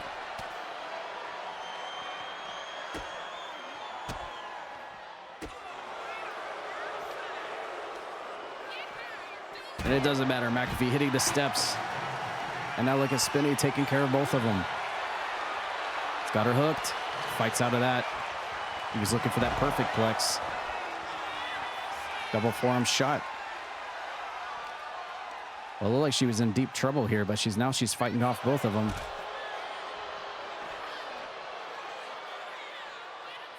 Psycho T certainly catching his breath over on the other side of the ring. All right, we're back inside the ring again. Here we go. Can Spinny finish it off here on McAfee? Reverse whip over to Psycho T. And, oh wait, Cassidy Ryan's in the ring. What is he doing in the ring?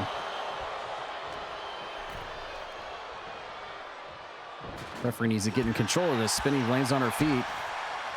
Several strikes. And up and over. Canadian Destroyer on Pat McAfee like he did earlier, going for the cover. And Cassidy Ryan is not coming. Okay, it doesn't matter. I was getting a little shocked there for a second. And it looks like McAfee's going to try to make a leaping tag here, and he does. Spinny going for more weapons. Oh, there's a fluorescent light tube. Uh-oh. Oh, good Lord. Cassidy Ryan walks right into that fluorescent light tube shot to the face. And still alive in this thing.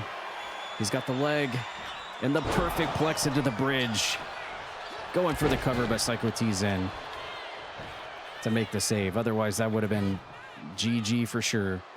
And now Cassidy Ryan going to be the one to go. Oh, he's got the champion. Oh, my God. He had the champion in his sights and cracked him in the legs with one.